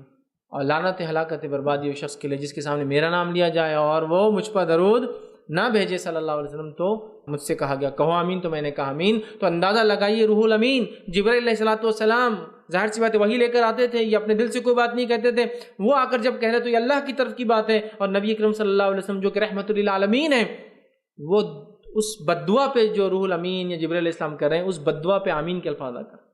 اور نبی اپنی امت کو کبھی بھی عمومی اعتبار سے بد دعا نہیں دیتے ہیں، صرف اینڈ سٹیج ہوتا ہے جب وہ بد دعا دیتے ہیں، ایک دم لاسٹ. تو نبی اکرم صلی اللہ علیہ وسلم بد دعا پہ آمین کرے، اس کا مطلب یہ ہوا یہ مہینہ بہت زیادہ امپورٹنس اہمیت کا حامل ہے، اس کو چھوڑنے والا، ضائع کرنے والا، برباد کرنے والا نبی کی بد دعا کا مستحق ہے، جو کہ رحمت للعالمین ہے، سارے عالم کے لیے رحمت ہے. مطلب جو کچھ وجود میں ہے سب کے لیے نبی اکرم صلی اللہ علیہ وسلم رحمت ہے. آپ بد دعا دے رہے ہیں، مغفرت کا مہینہ ہے، اس میں اپنی مغفرت ہم کو کروانی ہے، یاد رکھیے. اسی طرح جو ہے یہ مہینہ جہنم سے آزادی کا مہینہ ہے. یہ مہینہ رمضان کا جہنم سے آزادی کا مہینہ ہے، اس لیے کہ حدیث میں الفاظ ہے جیسے ہی رمضان آتا ہے جنت کے سارے دروازے کھول دیے جاتے ہیں اور ایک بھی بند نہیں ہوتا، اور جہنم کے سارے دروازے بند کر دیے جاتے ہیں، ایک بھی کھلا نہیں ہوتا. اور یہ سلسلہ رمضان تک چلا رہتا ہے پورا کر. اور ایک طرح سے ایک میسج دیا جا رہا ہے جنت کھلی ہے اور جہنم بند ہے. مغفرت اور رحمت عام ہے اس مہینے میں، جنتی اعمال کر کے جنت چلے جاؤ، اور جہنم ہم نے بند کر دیے، معافی مانگ لو اپنے گناہ کے لیے، اور جہنم ہم نے بند کر دی. کبھی انسان سوچتا ہے اس کا کیا سگنیفیکنس کہ دروازے وہاں کھلے تو ہمیں کیا اس کا کیا سگنیفیکنس ہوتا ہے. آپ سوچئے تھوڑا سا، اگر کوئی یہاں ایسا آپ سے آ کے کہے اور اللہ رحم کرے پچھلے 3 سال سے پانی کا کیا حال ہے، اورنگ آباد سے قریب ہمارے ایک ڈیم ہے پیٹھن میں، ہے نا، اگر کوئی آپ سے کہے یہ بس اب یہ مہینہ جون کا چالو ہوا اور کوئی ابھی 2 دن میں خبر لا کے بولے کہ پیٹھن کے ڈیم کے پورے دروازے کھلے، آپ کے ذہن میں کیا آتا؟ مطلب پانی فل، ذہن کہاں جاتا؟ پانی فل، سال اچھا جانے والا، بزنس اچھا، سب لوگ سوچ رہے اپنے اپنے، کمپنی والے اپنا سوچ رہے، گھر والی عورتیں اپنا سوچ رہے، سب اپنا اپنا سوچ رہے کہ اب پانی کا مسئلہ نہیں، یہ مسئلہ نہیں، وہ مسئلہ نہیں، سب ایسے سوچ رہے. دروازے کہاں کھلے؟ اثر کہاں ہو رہا دلوں پر؟ یہاں ہوتا نا، دروازے کھلے مطلب پانی ہوتا آیا، خوشی ہوتی ہے نا. ایک خالی دنیا میں پانی جیسی نعمت کے دروازے کھلے تو جنت کھلی ہے، تو یہ احساس ہونا چاہیے، مطلب آفر چالو ہے، یہ ایک کنیکشن ہونا چاہیے، ارے جنت کھلی ہے مطلب بہت کچھ کرنے کے لیے، اور جہنم بند ہے. بتایا جا رہا ہے کہ یہ مہینہ مغفرت کا ہے اور اللہ کی رحمت اس کے غضب پہ یاد رکھیے حاوی ہے، اس سے زیادہ ہے. اسی لیے جنت کے دروازے 8 ہیں اور جہنم کے دروازے 7 ہیں، کم ہے. سمجھ رہے آپ بات کو؟ تو لہٰذا جنت کھلی ہے، جہنم بند ہے، فائدہ اٹھانے کا موقع ہے. اور جنت کے ایک دروازے کا تو خاص اللہ رب العزت نے روزے داروں کے لیے اہتمام کیا جانے کا، وہ جنت کے دروازے کا نام ریان ہے، اس میں سے صرف روزے دار داخل ہوں گے، اسپیشل ویلکم ہوں گا روزے داروں کے لیے. یاد رکھیں تو یہ جہنم سے آزادی کا مہینہ ہے نا. اسی طرح حدیث میں آتا ہے ہر روز رمضان کی رات اللہ تعالیٰ لوگوں کو جہنم سے آزاد کرتا ہے. ایک روایت میں آتا ہر افطار کے وقت لوگوں کو جہنم سے آزاد کرتا ہے. تو بنا لیجئے اس مہینے کو اپنے لیے جہنم سے آزادی کا مہینہ. اور اسی طرح جو ہے اگر آپ زکوٰۃ رمضان میں نکالتے ہیں رمضان زکوٰۃ ویسے جب آپ کے مال پہ 355 ڈیز 355 دن ہو جائے، مطلب لونار کیلنڈر کے حساب سے سال ہو جائے تو آپ کو زکوٰۃ دینا ہے، ٹھیک. لیکن اگر کسی نے یہ ٹائم ٹیبل باندھ لیا کہ رمضان ٹو رمضان، رمضان ٹو رمضان، پھر یہ مہینہ آپ کے لیے زکوٰۃ کا بھی، آپ کو اپنے مال کی زکوٰۃ بھی دینی چاہیے، یاد رکھیے. اسی طرح آخری پوائنٹ اور آخری بات جو ہم دیکھیں گے وہ یہ ہے کہ یہ مہینے میں خاتمے پر آپ کو کیا دینا ہے؟ فطرہ. اور اسی سے وہ دن جس دن ہم عید مناتے، خوشی مناتے، جو عمل ہم نے رمضان میں کیے اس کو عید الفطر کہا جاتا ہے. فطرہ، فطرہ، فطرہ یاد رکھیے یہ 2.5 کلو کے برابر اناج، 2.5 سے 3.25 کلو یاد رکھیے. فقہا کا اس میں اختلاف ہے، 2.5 کلو، 2 کلو 600 گرام، 2 کلو 700 گرام، 2 کلو 750 گرام، 3 کلو تک آتا ہے. بہرحال جو بھی ہے، میں سمجھتا ہوں اضافہ کرنے میں اللہ پکڑ نہیں کرے گا، کمی میں پکڑ ہو سکتی ہے. ریلیٹیولی 2.5 کلو، 2.5 کلو سے ایکسس میں آپ جو ہے ہر فرد کے طرف سے غذائیات کھانے کی چیز جس سے انسان پیٹ بھرتا ہے، ایسی غذا جیسے پیٹ بھرتا ہے، جیسے کہ گیہوں، لیکن گیہوں کو مت چپک جائیے. ہاں بس فطرہ بولے کہ گیہوں یاد آتے، اور وہ بھی سڑے ہوئے جو کہ ویسے آدھا آٹا بنا ہوا رہتا ہے اور آدھے گیہوں رہتے ہیں اس کے اندر، وہ کیڑے نکال دیتے ہیں، پسا ہوا آٹا نہیں، وہ آتے ہیں. سوچ نہیں مطلب فطرے کے گیہوں وہ بازو رکھے الگ سے، اس میں بکری منہ ڈال رہی، اس میں کبوئی بیٹھا ہوا اس کے اوپر، وہ فطرے کے، اور باقی اپنے خریدنے والے گیہوں اندر سے لا کے دیتا ہوں. نہیں، غذائیات گیہوں ہو سکتا ہے، چاول ہو سکتا ہے، کسی جگہ اگر مکہ چلتا ہے تو مکہ ہو سکتا ہے، کسی جگہ کھجوری غذائیات ہے، پیٹ بھرنے کی چیزیں تو کھجور ہو سکتا ہے. نبی اکرم صلی اللہ علیہ وسلم نے جو، پنیر، منقع، ٹھیک ہے، کھجور فطرہ دی ہے. جو اناج تھا ایک قسم کا، پنیر سمجھتے نا، پنیر غذائی عربوں کے لیے پورا کھانا ہوتا ہے ان کے لیے. کھجور پورا کھانے کے طور پہ دودھ اور کھجور کھاتے ہیں، مطلب ہاں بس عموماً کھجور کا ویسا چلن نہیں کہ غذائیت نہیں. تو غذائیات جس چیز سے انسان پیٹ بھرتا ہے وہ چیز نکالیے 2.5 کلو اور اس سے زائد، ہر انسان کی طرف سے گھر میں. اور اس کے لیے آپ کو صاحب نصاب ہونا ضروری نہیں ہے، جو فطرہ دے سکتا ہے دے دے، جیسا جو قربانی دے سکتا ہے دے دے، کوئی صاحب نصاب ہونا ضروری نہیں، نہ قربانی کے لیے نہ فطرے کے لیے. ہاں بس لوگ جو صاحب نصاب جو ہے بولے جو زکوٰۃ دیتا ہے وہی فطرہ دے، اس کی کوئی دلیل نہیں ملتی ہمیں، اسی کوئی دلیل نہیں ملتی، کیونکہ صحابہ کثرت سے فطرہ نکالتے ہیں جبکہ اس میں سے اکثر زکوٰۃ دینے والے نہیں تھے، مطلب غریب تھے. صحابہ اکثر قربانیاں کرتے جبکہ اس میں سے اکثر زکوٰۃ نہیں تھے، اس لیے کہ صاحب نصاب نہیں تھے شروعاتی دور میں. بعد کے دور میں تو اللہ نے نوازا. سمجھے آپ بات کو؟ تو لہٰذا دینا ہے، نکالنا ہے 2.5 کلو غذائیات، اور وہ جو آپ خود کھاتے ہو، اسپیشل نہیں نکالنا ہے، جو ہلکا نکالتے ہیں نا اسپیشل رہتا ہو، نہیں. اچھا یہ غذائیات میں اب کچھ لوگ نیا کرتے ہیں فطرے کی ساڑیاں، فطرے کی ساڑی ہوتی ہی نہیں، فطرے کا کپڑا نہیں ہوتا ہے، فطرے کا صرف اناج ہوتا ہے. کھانے کی چیز میں دے سکتے ہیں آپ، کیش بھی نہیں سکتے آپ فطرہ، کیش بھی نہیں یاد رکھیں. اور فطرے کی خاص حکمت جو علماء لکھتے ہیں وہ یہ ہے کہ عید کے دن لوگ کھائے اور پیے، بھوکے نہ رہے، مانگے نہ. مطلب سماج جب عید منا رہا ہے تو سارے لوگ کھائے اور پیے، کوئی بھوکا نہ رہے، یہ مقصد ہے اس فطرے کا. تو فطرہ کب دینا ہے؟ عید کا چاند دکھنے کے بعد. جمع کرنے کی نیت سے کچھ دن پہلے سے اس کو جمع کلیکشن کیا جا سکتا ہے، لیکن ڈسٹریبیوشن چاند دکھنے کے بعد ہوگا اور عید کی نماز سے پہلے ہوگا. چاند دکھنے کے بعد سے عید کلیکشن ہو سکتا ہے ایڈوانس، لیکن ڈسٹریبیوشن چاند دکھنے کے بعد سے عید کی نماز سے پہلے تک ہوگا. اور جس نے عید کی نماز تک نہیں ادا کیا اور نماز پڑھ لی اس کا فطرہ ضائع ہو گیا، اب صدقے میں چینج ہو گیا، اس کا ثواب نہیں ملے. اور فطرے کا اجر کیا ہے؟ آپ صلی اللہ علیہ وسلم فرماتے ہیں رمضان کے روزوں میں جو خطائیں، لرزشیں، غلطیاں، کوتاہیاں ہوئی ہے، یہ فطرہ ان سب کو ختم کر دیتا ہے، مٹا دیتا ہے. سمجھے آپ؟ فطرے کا فطرہ، اپنے آپ کو بینیفٹ کا بینیفٹ، قوم کو، انسانیت کو فائدہ اور اپنے آپ کو فائدہ. فطرہ دینا ہے ہر انسان کو اپنی طرف سے، اور ہر فرد، غلام بھی ہو آپ کے پاس تو غلام میرا سسٹم نہیں، لیکن بتا رہا ہوں زندہ اور غلام سب کے لیے، بچوں کے لیے بھی، ایون کوئی عمر نہیں اس کی، بچوں کے لیے بھی. سمجھا؟ سب کے طرف سے 2.5 کلو جو ہے اناج آپ کو دینا ہے. وہ اناج دی جو آپ کھاتے ہیں. نبی اکرم صلی اللہ علیہ وسلم نے جو ہے بالکل روایت میں آتا ہے منقع، پنیر، منقع سمجھتے نا، انگور جو سکے ہوئے ہوتے ہیں، ٹھیک، منقع، پنیر اور جو، ٹھیک ہے، ایسی چیزیں دی ہیں غذائیات. تو آپ بھی کوشش کریں دیں، اس کو کیش میں نہ دیں اور ابھی سے مت دے دو. بہت سے لوگ بولتے ہیں رمضان کا فطرہ پہلے روزے کو کیا کریں گے اپن دے دیں گے، تاکہ کیا کرے پھر بولے افطار کریں گے، اس سے سحر کریں گے. ارے فطرہ وہ عید الفطر کے لیے ہے، رمضان افطار کے لیے الگ دیجیے. آپ ہر چیز ایک میں ایڈجسٹ کرنا ہے آپ کو. دنیا کا تو ہر کام الگ الگ ہونا، لیکن دین کا رہا تو پورا ایک ساتھ ہو سکتا ہے کہ بولے صدقہ بھی ہو جائے، فطرہ بھی ہو جائے، زکوٰۃ بھی اس میں ہو جائے، سارے اجر ڈال دو اس کے اندر. دنیا کا ہر کام الگ چاہیے، دنیا کا ہر کام الگ چاہیے، لیکن دین کا بولے سب ایک ساتھ ہو گیا تو بہت خوشی کی بات ہے. نہیں، تو آپ کو اگر کسی کو افطار کروانا ہے کروائیے، سحر کروانا کروائیے. فطرے میں نہیں ہوتی، لیکن وہ فطرہ دینا ہے عید کے لیے. عید الفطر اسی لیے کہا جاتا ہے، اور اس کو دینا ہے جمع. کلیکشن تھوڑے دن پہلے سے ہو سکتا ہے، ڈسٹریبیوشن لیکن عید کا چاند دکھنے کے بعد سے لے کر عید کی نماز سے پہلے تک ہوں گا.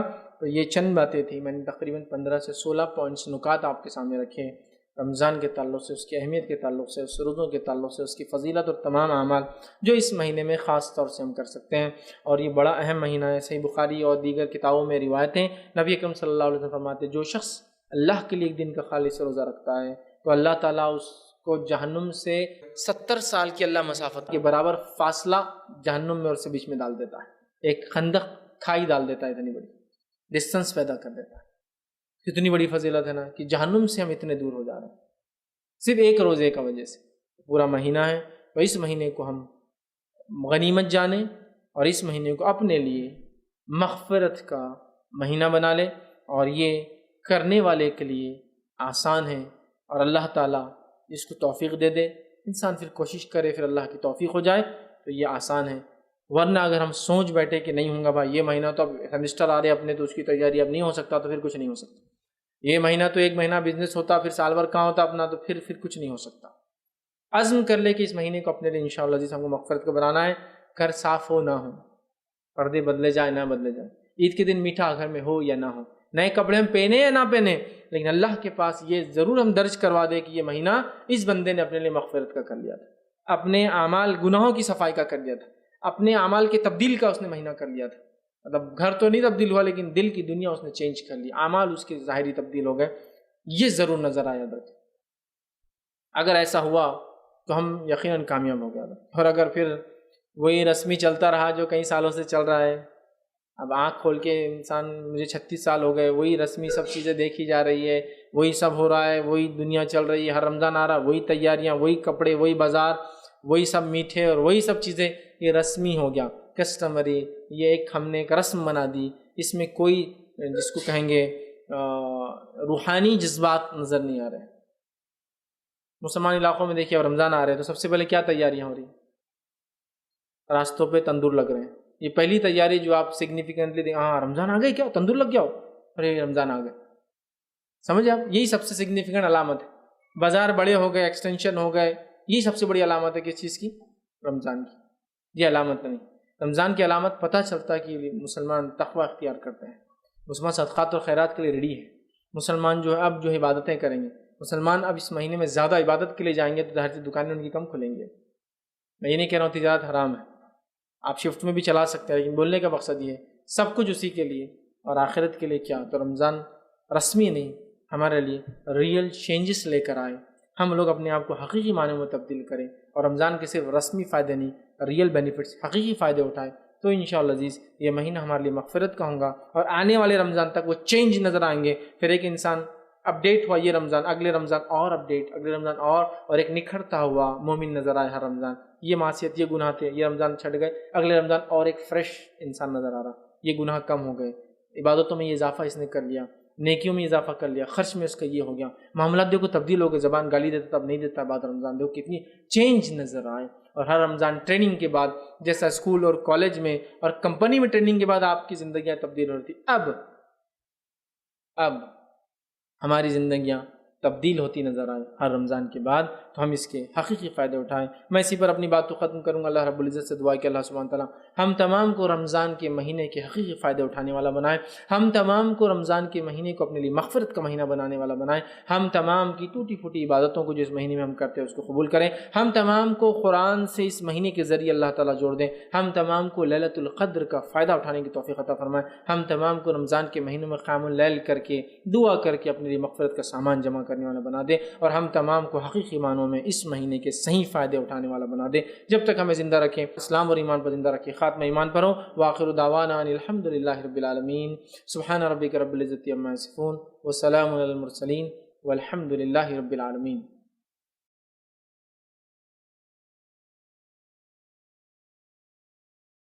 بسم اللہ الرحمن الرحیم. الحمد للہ رب العالمین.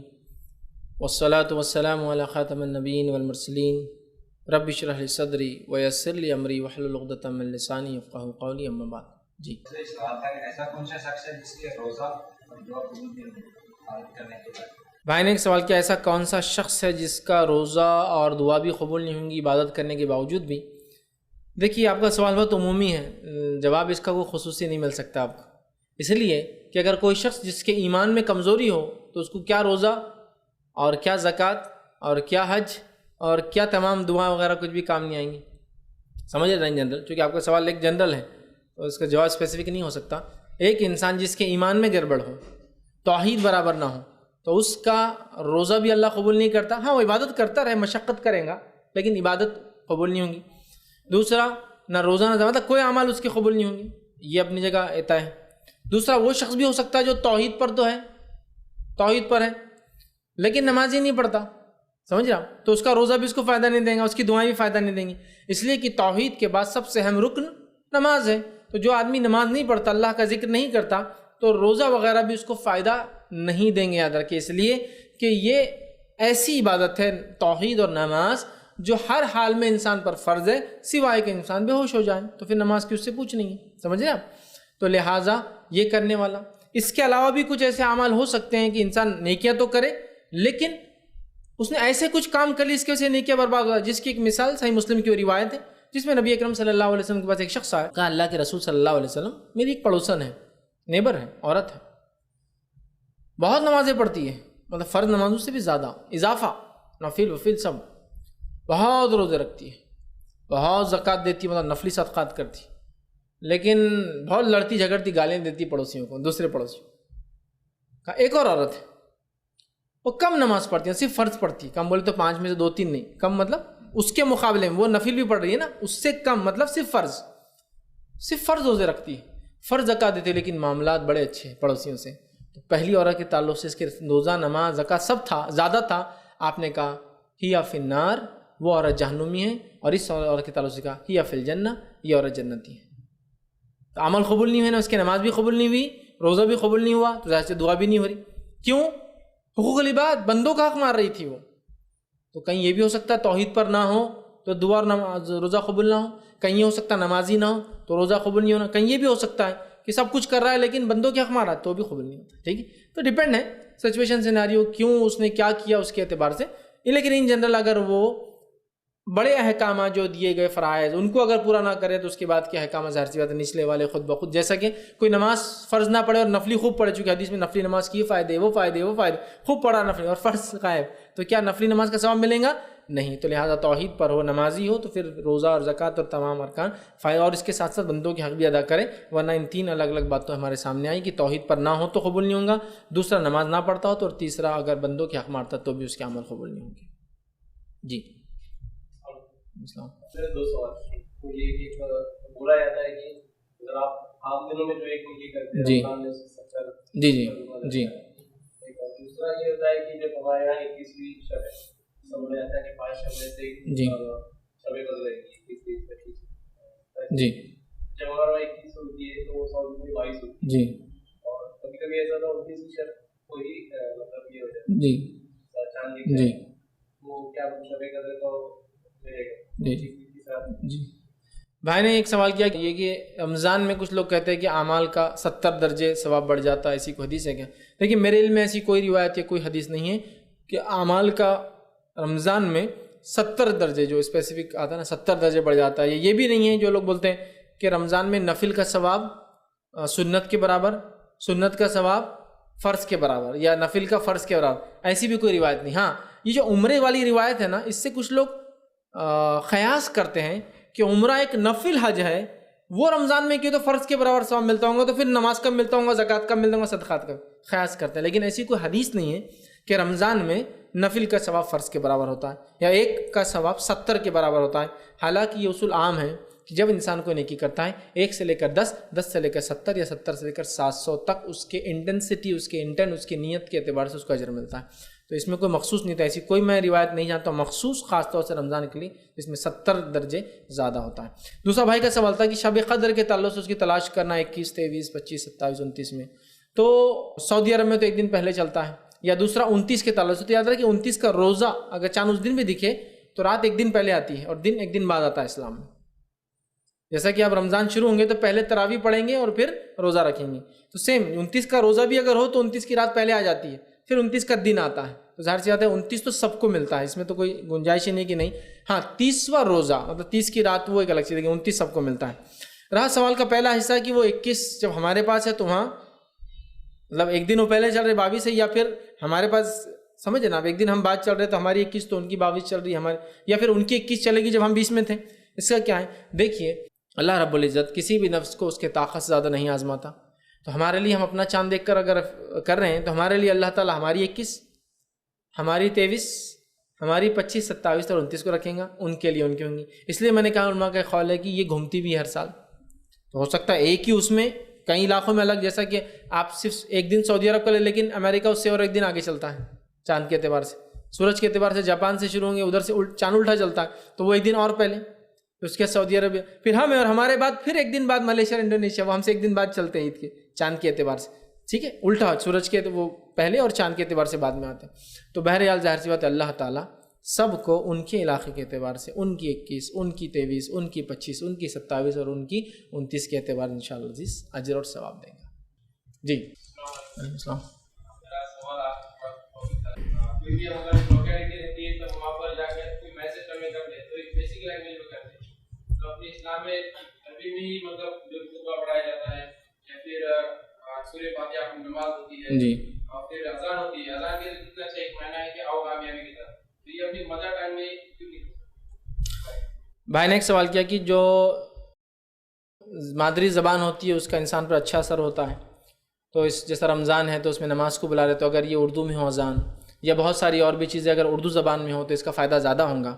تو اس کا کیا ہے؟ تو دیکھیے سب سے پہلی چیز تو یہ ہے کہ اسلام جو ہے یہ اللہ رب العزت کا پسندیدہ دین ہے، اور اللہ کی سنت رہی ہے کہ جس دور میں جو نبی ہوتا اسی زبان میں وہ نبی ہوتا، مطلب اسی قوم اسی زبان کا ہوتا اور کتابیں اسی زبان میں آتی.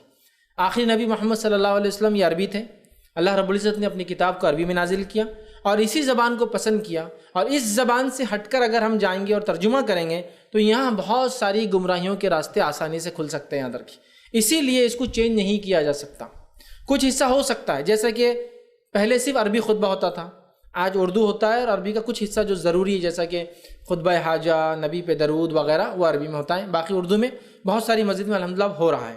اس کا جواز ہے الحمدللہ کہ اردو میں بھی دیا جا سکتا ہے، سوائے جو ضروری چیزیں جو اس میں ہو، اللہ کی حمد و ثنا، نبی پہ درود، دعائیں وغیرہ عربی میں وہ عربی میں ہی ہوتی ہیں. لیکن کیا پورا اس کو زبان میں تبدیل کرنا، تو یاد رکھیے امپاسبل اور ناممکن ہے، اس لیے کہ عربی زبان جو اللہ رب العزت نے قرآن کے لیے چنی اور انتخاب کیا ہے اس کا ہو ترجمہ کرنا کسی زبان میں یہ ناممکنات میں سے ہے، ناممکنات میں سے ہے. کیوں؟ اس لیے کہ جتنا فرق اللہ میں اور مخلوق میں ہے اتنا ہی فرق عربی قرآن اور اس کے ترجمے میں ہوگا، معلوم ہے آپ کو. اسی لیے عربی قرآن کے ترجمے کو قرآن مانا ہی نہیں جاتا، بیسیکلی وہ قرآن کی صرف ایک سمجھ ہے. سمجھے آپ بات کو؟ وہ صرف ایک سمجھ ہے، وہ ایک سمجھ ہے. تو دین کی اصل سمجھ وہ عربی میں ہی آپ کو اور ہم کو حاصل کرنا ہوگی، اس لیے کہ اللہ رب العزت نے اسی میں پسند کیا. اگر ہم نے اس کو چینج کیا تو پچھلے لوگوں نے جو غلطی کی اس کا نتیجہ وہ دیکھ رہے، اور ہم سمجھ سکتے ہیں آج یہاں بیٹھ کر کہ اللہ رب العزت نے توریت کو عبرانی میں اور انجیل سوریانی زبان میں تھی. سیرے کی عربک بولتے ہیں، مطلب سیریا میں جو زبان عربی چلتی تھی اور اس کے ساتھ مکس جو ہے بیزنٹین رومن لینگویج، یہ عربک لینگویج میں تھی عیسیٰ علیہ السلام کے دور کے اندر. ٹھیک ہے، تو ان لوگوں نے اپنی کتابوں کو اپنی اصل زبان میں نہیں رکھا اور یہی کہا کہ لوگوں کی سہولت کے لیے اس کو کمپلیٹلی بدل لیا جائے. تو آج کہاں کے کہاں معنی نکل گئے اور اصل کتاب غائب ہو گئی. آج اصل کتاب ان کی نہ توریت نہ عبرانی میں اور نہ ہی انجیل سوریانی یا جو عربک یا سیرک میں، وہ سب ختم ہو چکی ہے. یاد رکھیے کیوں ختم ہو چکی ہے؟ اس لیے کہ انہوں نے ترجمے کر لی، اور اب ہر ترجمہ ایک نیا معنی دیتا ہے. معلوم ہے، انگلش کا ترجمہ ایک الگ معنی، عربی میں جو بائبل ہے اس کا ایک الگ معنی، اور اس کے علاوہ جو زبانوں میں سب کے اپنے اپنے معنی، اور ہر آدمی خوش ہے اپنے اس معنی کو لے کر. اصل زبان ختم ہو گئی. سمجھ رہے ہیں بات کو؟ تو یہ بڑی اہم چیز ہے، یاد رکھیے یہ بڑی اہم چیز ہے، اس کو سمجھنا بہت اہم ہے. تو لہٰذا قرآن یہ عربی میں تھا، اللہ رب العزت نے زبان کو چنا اور یہی زبان میں رہیں گے. یاد رکھیں اس کے علاوہ اگر کوئی ترجمہ کریں گا، بالخصوص وہ چیز جو ارکان ہیں، جیسے کہ اذان آپ نے کہا، یہ عربی کے علاوہ نہیں دی جا سکتی، ایسی اذان قابل قبول ہی نہیں ہے. سمجھ رہے آپ؟ چونکہ وہ اذان کبھی بھی وہ میسج کنوے نہیں کر سکتی اور وہ یونیورسل میسج نہیں ہو سکتا جو عربی میں ہے.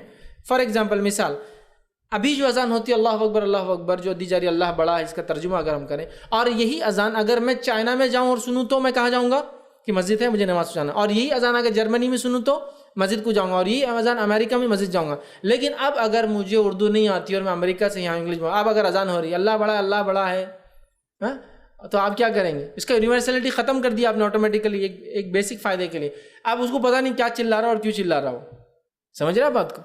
تو لہٰذا ابھی جو لینگویج عربک ہے یہ یونیورسل ہے، یاد رکھیے یونیورسل لینگویج ہے. ٹھیک، کوئی بولے نہیں وہ میسج تو اچھا کنوے ہوتا ہے نا، مطلب مادری زبان میں ہو تو. اب بیسک کوشچن دیکھیے، میسج اچھا کنوے ہوتا ہے مادری زبان میں، لیکن ہم میں سے ایسے کتنے جو اپنے بچوں کو اردو اسکول میں ڈالنا چاہتے ہیں اور مراٹھی اسکول میں ڈالنا چاہتے ہیں؟ مادری زبان ہے نا، کسی کی مراٹھی ہے کسی کی اردو، لیکن ہمارے بچے کون سی زبان میں پڑھتے ہیں؟ انگلش. کیوں نہیں بولے؟ وہ اب کیا ہو گیا؟ یونیورسل لینگویج بن گئی، ایک طرح سے لینگویج آف سائنس ہے آج انگلش، ایک طرح سے مکمل نہیں، ایک طرح سے لینگویج آف سائنس. تو لینگویج آف سائنس کے بینیفٹ کے لیے ہم انگلش سیکھتے ہیں، تو دنیا اور آخرت کی جو دین کی لینگویج ہے اس کے لیے کیا عربک ہم نہیں سیکھ سکتے؟ اس کا نصاب ہم نے بنانا چاہیے، اپنے گھروں میں اپنے اسکولوں میں سسٹم ہونا چاہیے. تو ہماری ایک کوتاہی کی وجہ سے ہم دین کو تبدیل کرنے کی بات نہیں کر سکتے. ہم یہ کر سکتے ہیں کہ اپنے آپ کو کیسا تبدیل کریں دین کے مطابق، تو اس کا یونیورسل میسج رہیں گا. معلوم آپ یونیورسل میسج. اور یہ بات آپ یہود و نصارہ کی تاریخ پڑھ کر ان کی کتابوں کو دیکھ کر شکر ادا کریں گے، الحمدللہ اللہ تعالیٰ نے قرآن کی حفاظت کا ذمہ لیا اور یہ عربک میں ہے. اس کا پیغام، اس کا میسج قیامت تک چینج نہیں ہونے والا. معلوم آپ کو؟ اب آپ سوال کر سکتے ہیں عربک زبان تو بدلتی رہی وقتاً فوقتاً، زمین زمانے کے اعتبار سے. خود اردو زبان کا حال لے لیجیے. آپ اٹھ کر کسی مجلس میں سے جا رہے ہیں اور کیا بولتے ہیں آپ اس کو؟ آتا میں. ارے جاتا میں بولنا بھائی، لیکن سلینگ کیا ہے؟ آتا میں بولے تو ابھی میں جاتا، بعد میں آتا. سمجھے آپ؟ کیا بولتے؟ آتا میں، لیکن کر رہا کیا؟ جا رہا میں. لینگویج الٹی ہو گئی نا پوری. لینگویج یہی ہوتا ہے، سمجھ رہے آپ؟ تو عربک بھی چینج آتے ہیں، لیکن قرآنک عربک محفوظ کر دی گئی.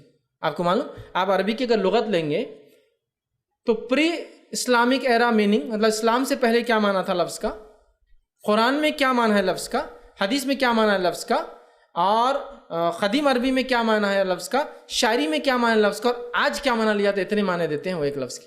تو پورا سیو کر دیا گیا عربک قرآن کو. معلوم آپ کو سیو کر دے گا. میں ایک بہت بڑے جو ہے لنگوسٹک تھے زبان پہ جو وہ کرتے تھے، میں نام ان کا بھول رہا ہوں، انہوں نے قرآن کی پوری عربک کے بارے میں یہ سوچا، چونکہ قرآن قریش کے لہن میں آیا تھا نا. نبی اکرم صلی اللہ علیہ وسلم فرمایا قرآن میں جب اختلاف تو قریش کے لہن، قریش جو معنی لیتے جاؤ. ہوا یہ کہ انہوں نے یہ سوچ لیا کہ اب میں قریش کے پاس جا کر پورے قرآن کی لینگویج کو کوڈیفائی کروں گا، محفوظ کر لوں گا تاکہ بعد والوں کو اچھا مطلب محفوظ رہے. اب وہ جا کے رہے، لیکن طے یہ کیا انہوں نے، میں قریش سے پوچھوں گا نہیں اس کا معنی کیا ہے، میں سنوں گا وہ کیا معنی لیتے ہیں. پوچھنے میں پھر معنی بدل جاتا ہے. وہ بیٹھے رہے. اب ہوا یہ کہ تقریباً قرآن کا ہر چیز کا معنی ان کو مل گیا. قریش بات کر رہے ان سے سب نکالیں. اب وہ دمدمہ کا معنی نہیں ملا، چونکہ بول رہا ہی نہیں اس کو. 6 مہینے ہو گئے کوئی بول رہا ہی نہیں. اور شرط کیا ہے؟ پوچھنے کا نہیں ہے. کس کا؟ کیوں پوچھیں گے تو پھر کیا کریں گا؟ شاعری کا معنی بولیں گا، وہ بولیں گا کیا وہ معنی میں بولتے ہیں. چونکہ قرآن جب اترا تھا نا، ایگزیکٹلی وہ قریش جس زبان میں بات کرتے وہی زبان تھی. وہ قدیم نہیں تھی، بہت فصیح کچھ بھی نہیں، وہی زبان تھی. آج کے لیے فصیح ہو گئی، لیکن جب کے لیے وہ لوکل لینگویج تھی. اب وہ یہ کہ ایک دن وہ ہانڈی کو ابال آیا، جہاں بیٹھے تھے، جہاں کھانا کھاتے تھے جس گھر میں، تو عورت دم دمہ چلانے لگی، مطلب لمٹ کراس کر دیا، وہ ابل گیا دم دم. اب جیسی وہ ہوا اتنے خوش ہو گئے، چونکہ 6 مہینے سے اٹکے ہوئے تھے ایک دم دمہ کے لیے. وہ کھانے کے لیے دم دمہ بول کے آئی، ان کو کھانا لینے کے لیے خوشی سے اپنا بیگ لے کے شہر سے باہر بھاگ رہے. 6 مہینے سے رکا ہوا تھا، ایک لفظ مل گیا اور وہ بول رہے کھانا، اور یہ بھاگ رہے. ہو گیا ان کا کام. یہی تھا مجھے جو کرنا ہے کہ دم دمہ کا معنی یہ میں پوچھوں گا نہیں، لکھوں گا. تو قرآن کی پوری لینگویج یاد رکھ کے محفوظ کی گئی. سمجھ رہے بات؟ تو لہٰذا یہ کسی اور لینگویج کے ساتھ نہیں ہو سکتا، کسی اور لینگویج کے ساتھ نہیں. میں آپ کو مثالیں دے سکتا ہوں، زبانیں ایسی بدلتی ہے اور ایسی عجیب و غریب انداز سے بدلتی ہے جس کو آپ تعجب کریں گے. سمجھ رہے ہیں بات کو؟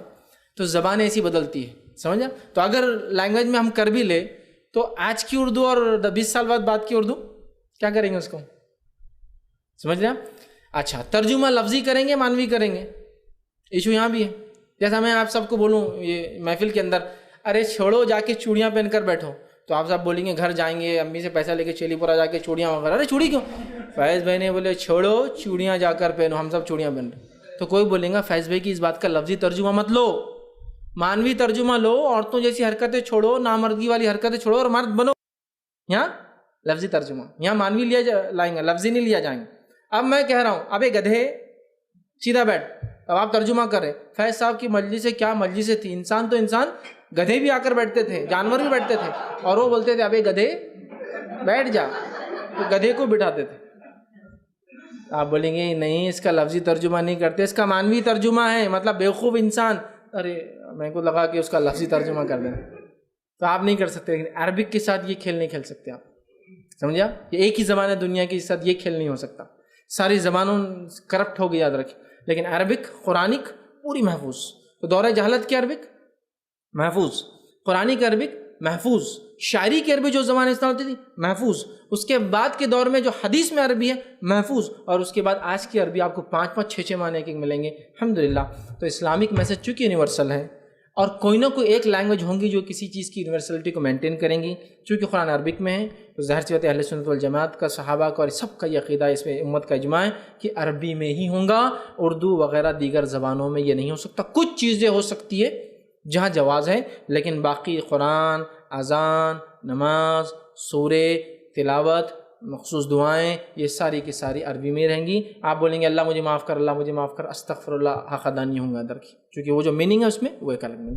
تو لہٰذا اس وجہ سے کہ اسلامک یونیورسلٹی مینٹین ہو، یہ لینگویج ضروری بھی ہے، اور یہ اللہ رب العزت نے چنا ہے، لہٰذا اسی زبان میں رہیں گا. اس کا ترجمہ چاہے کتنا اچھے سمجھو وہ نہیں لیا جائے گا، چونکہ ترجمے اور معنی وقتاً فوقتاً بدلتے رہتے ہیں. کسی نے ایک سوال کیا، اگر جو ایسی چیز ہے جو نصاب سے کم ہو، سال بھر سے زیادہ اپنے پاس ہو، تو کیا پھر بھی زکوٰۃ دینا ہے؟ دیکھیے اگر کوئی چیز آپ کے پاس نصاب سے کم ہے، مثال کے طور پر سونے کا نصاب ہے 85 گرامس آف گولڈ یا اس سے زیادہ، 7.5 تولہ پرانا، آج کے دور میں وہ 8.5 تولہ ہو جاتا ہے. پرانا تولہ 11.33 گرامس کا ہوتا تھا یا 11.66 گرام کا ہوتا تھا، تو اس کے حساب سے وہ جاتا تھا 7.5 تولہ، لیکن آج کے حساب سے 85 گرام. تو 85 گرام مطلب 8.5 تولہ سونا نہیں ہے، سمجھ لیجیے 80 گرام ہے، تو اس پر سونے کی زکوٰۃ نہیں. چاندی ہے، لیکن چاندی کا سمجھو اس کے پاس چاندی کا نصاب ہے 585 گرامس آف سلور یا مور، مطلب پرانا 52 تولہ، 52.5 تولہ، اور آج کا 58.5 تولہ. ٹھیک ہے، تو اگر اس سے زیادہ سلور ہے تو پھر زکوٰۃ چاندی کی دیں گا، سونے کے نہیں. سمجھ رہا؟ اچھا دونوں بھی نہیں ہیں اتنے، 8.5 تولہ سونا بھی نہیں ہے، 58.5 تولے چاندی بھی نہیں ہے، لیکن اتنا کیش ہے جو چاندی کا نصاب ہے، چاندی سے ماپا جاتا ہے نصاب زیادہ، تو اتنا کیش ہے جو چاندی کے 585 گرامس آف سلور سے مور ہے کاسٹ. مثال کے طور پہ ایک پلاٹ ہے جو 1 لاکھ کا ہے، ظاہر سی بات ہے وہ 585 گرام سلور سے زیادہ ہے. کیش ہے میرے پاس بینک میں جو 1 سال سے پڑا جو کہ 40-50 ہزار ہے، ظاہر سی بات ہے وہ بھی ایکسیس ہے. انویسٹمنٹس میں نے کر رکھے، تو پھر ان پر آپ کو زکوٰۃ دینی پڑیں گے، چونکہ کیش جو ہے یہ بھی ایک اینٹیٹی ہے، اور ہو سکتا ہے آنے والے زمانے میں اور بھی کچھ الیکٹرانک کیش اور جو چیزیں آئیں گی بہرحال وہ بھی اس کے اندر شامل ہوں گی. تو بہرحال اس پر آپ کو زکوٰۃ نکالنا ہے. تو جس چیز کی نصاب پہنچ رہا ہے اس کا دیجیے، جس کا نصاب نہیں پہنچتا ہے تو دوسرا جس کا نصاب پہنچتا ہے اس پہ آپ کو زکوٰۃ ہے. تو گولڈ کا پہنچتا ہے گولڈ کی دیجیے، سلور کا پہنچتا ہے سلور کی دیجیے، دونوں کا نہیں پہنچتا لیکن کیش پلاٹس وغیرہ کا، تو پھر آپ کو اس پہ زکوٰۃ نکالنی پڑے گی. کسی نے ایک سوال کیا، اگر رمضان میں کسی کو اناج دیا جائے افطار کے لیے تو وہ کس میں شمار ہوگا، صدقہ وغیرہ؟ تو ہاں، رمضان میں اگر افطار کے لیے سحر کے لیے آپ کچھ دیتے ہیں وہ آپ کے صدقات میں شامل ہوگا، کسی کی مدد میں شامل ہوگا. اس کو فطرے میں آپ کاؤنٹ بھی مت کیجیے، وہ آپ کر سکتے ہیں، اس کا انشاءاللہ آپ کا اجر ملے گا. حدیث میں جو شخص کسی کو افطار کرائے اس کو روزہ رکھنے والے کے برابر ثواب ہے. تو اگر آپ کے کھانے سے ہی وہ افطار کرتا ہے تو انشاءاللہ آپ کو اس کا اجر اور ثواب ملے گا. اسی طرح دوسرا سوال تھا، رمضان عمرے کے لیے یہاں سے سفر کیا جائے تو روزوں کی گنتی کم ہونے پر بعد رمضان اس کی قضا رکھنا ہوگا؟ ہاں، اگر آپ یہاں سے سعودی عرب جاتے ہیں، وہاں جانے کے بعد وہ لوگ سمجھ لیجیے 2 دن کے ڈفرینس سے چل رہے ہیں، پھر آپ وہاں سے یہاں آتے ہیں، تو جب آپ یہاں سے گئے تو آپ کا روزہ 10واں تھا سمجھ لیجیے، یا تیسرا چوتھا تھا، جب آپ وہاں پہنچے تو 6ٹھا روزہ ان کا چل رہا تھا، عید ہو گئی اس کے حساب سے. تو جو روزے کم ہوئے وہ آپ کو بعد رمضان قضا کرنے ہوں گے. اور اگر آپ وہاں سے یہاں آئے تو وہاں آلریڈی 15 رکھ چکے تھے، انڈیا آئے تو انڈیا میں چل رہا تھا 13واں، تو آپ پھر 2 پیچھے چلے گئے، تو وہاں سے یہاں آئیں گے تو بھی آپ پورے روزے رکھیں گے یہاں جتنے لوگ رکھیں، اور عید یہاں کے لوگوں کے ساتھ ہی منائیں گے. گو آپ کے وہ زائد روزے نفل ہوں گے، لیکن آپ کو کھانے پینے کی اجازت اس میں نہیں دی جائیں گی، یاد رکھیں. سمجھا؟ رمضان میں اگر کوئی انسان مجبوراً روزہ چھوڑے تو بھی اس کو کسی کے سامنے کھانے پینے کی اجازت نہیں ہوتی، یاد رکھیں. تو لہٰذا آپ پورے روزے رکھیں گے، وہ نفلی کاؤنٹ ہوں گے، اور یہاں کے آپ عید منائیں گے. سجدے میں دعا کریں یعنی کثرت سے دعا کرے، تو کیا سجدے کی دعا کے بعد اردو میں دعا کر سکتے ہیں کیا نماز کے سجدے میں؟ دیکھیے سب سے پہلی چیز تو سجدے میں دعا کا معنی سمجھ لیجیے۔ سجدے میں دعا سے معنی یہ ہرگز نہیں ہے، بہت سے لوگوں کو ہندوستان میں دیکھا جاتا ہے نماز پڑھ لیتے ہیں اور نماز پڑھنے کے بعد ایسا سجدے میں چلے جاتے ہیں اور ہاتھوں کو ایسا رکھتے ہیں اور سجدہ بالکل جیسا سجدہ ایسے ہاتھ کی جگہ ایسا۔ ایک بار میں نے دیکھا، پریشان ہو گیا کہ اس نے سیدھا اٹھ کر چلا گیا، اگر سجدہ شکر بھی ہے تو ہاتھ ایسے کیوں رکھے؟ پھر میں نے پوچھا یہ کیا تھا، تو بولے سجدے میں جو حکم ہے نا حدیث میں دعا کرو تو دعا کر رہا تھا بولے میں۔ تو یہ نماز میں سجدہ، نماز سے ہٹ کر نہیں، نماز سے ہٹ کر سجدہ ہوں گا تو کون کون سے سجدے ہوں گے؟ نماز سے ہٹ کر سجدہ تلاوت، سجدہ شکر، اور کوئی سجدہ نہیں ہے، ٹھیک ہے؟ تو یہ دعا کا سجدہ نہیں کوئی اسپیشل، نماز میں تو آپ نفلی نماز کے سجدے میں تسبیحات پڑھنے کے بعد دعا کریں، اور عربی دعاؤں کے ساتھ ساتھ اگر آپ کو اپنی زبان میں کرنا ہے تو اس کا بھی جواز آپ بالکل کر سکتے ہیں۔ جیسا آپ رات میں تہجد میں اٹھے، تہجد کی آپ نے نماز پڑھی، اس کی کوئی ایک رکعت جو بھی آپ طے کر لیں، آخری رکعت کے آخری سجدے میں آپ نے اپنی تسبیحات پڑھ لی، اور اس کے بعد آپ اپنی دعا اپنے الفاظ میں بالکل آپ دعا کر سکتے ہیں، لیکن سجدے اور رکوع میں قرآنی آیتیں پڑھنا منع ہے، یاد رکھیں۔ تو لہٰذا آپ دعائیں جو عربی میں یاد ہو اور دعائیں جو غیر مطلب قرآنی آیتیں نہ ہوں، اور دعائیں جو اردو میں آپ کو جو کرنا ہے پھر آپ کر سکتے ہیں۔ کتنا اچھا موقع ہے۔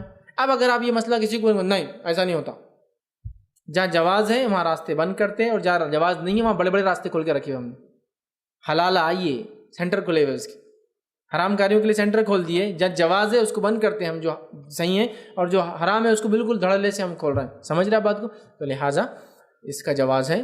تو آپ سجدے میں دعا سے مراد نماز کا سجدہ ہے، آپ اپنی نماز نفلی نمازوں میں سجدہ کریں، تسبیحات پڑھیں، تسبیحات چونکہ عربی میں ہوں گی، اس کے بعد آپ دعائیں عربی میں آتی ہے عربی میں کیجیے، اپنی زبان میں جو آپ جانتے کر سکتے ہیں۔ انشاءاللہ اس کے جواز کے بہت سارے فتاوی الحمدللہ موجود ہیں۔ جی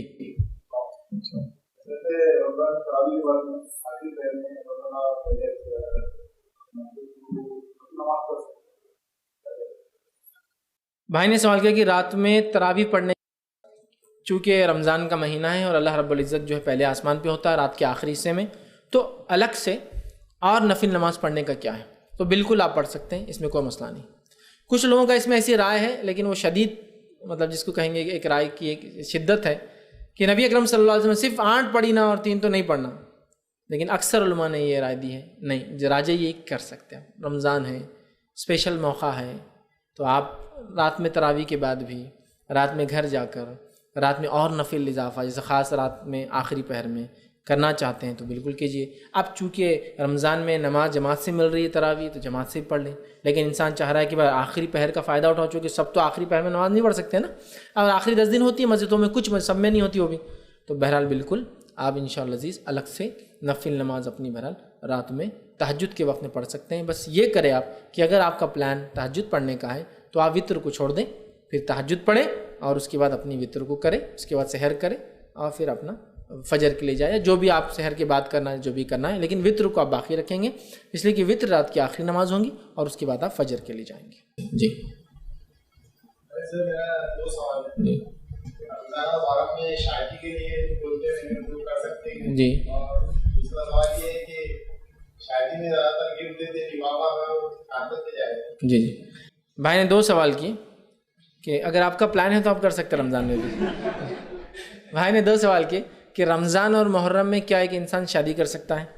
تو دیکھیے شادی کے لیے شریعت نے کوئی قید نہیں لگائی ہے، سوائے اگر کسی کو غم ہو تو وہ نہ کرے، جیسے کسی گھر میں انتقال ہوا اور غم ہے تو 3 دن غم منا سکتا ہے، ٹھیک ہے۔ عورت ہے اگر وہ بیوہ ہوئی تو 4 مہینے 10 دن اس کے لیے غم ہے، وہاں تو شادی ہوں گی نہیں اس کے، ٹھیک ہے۔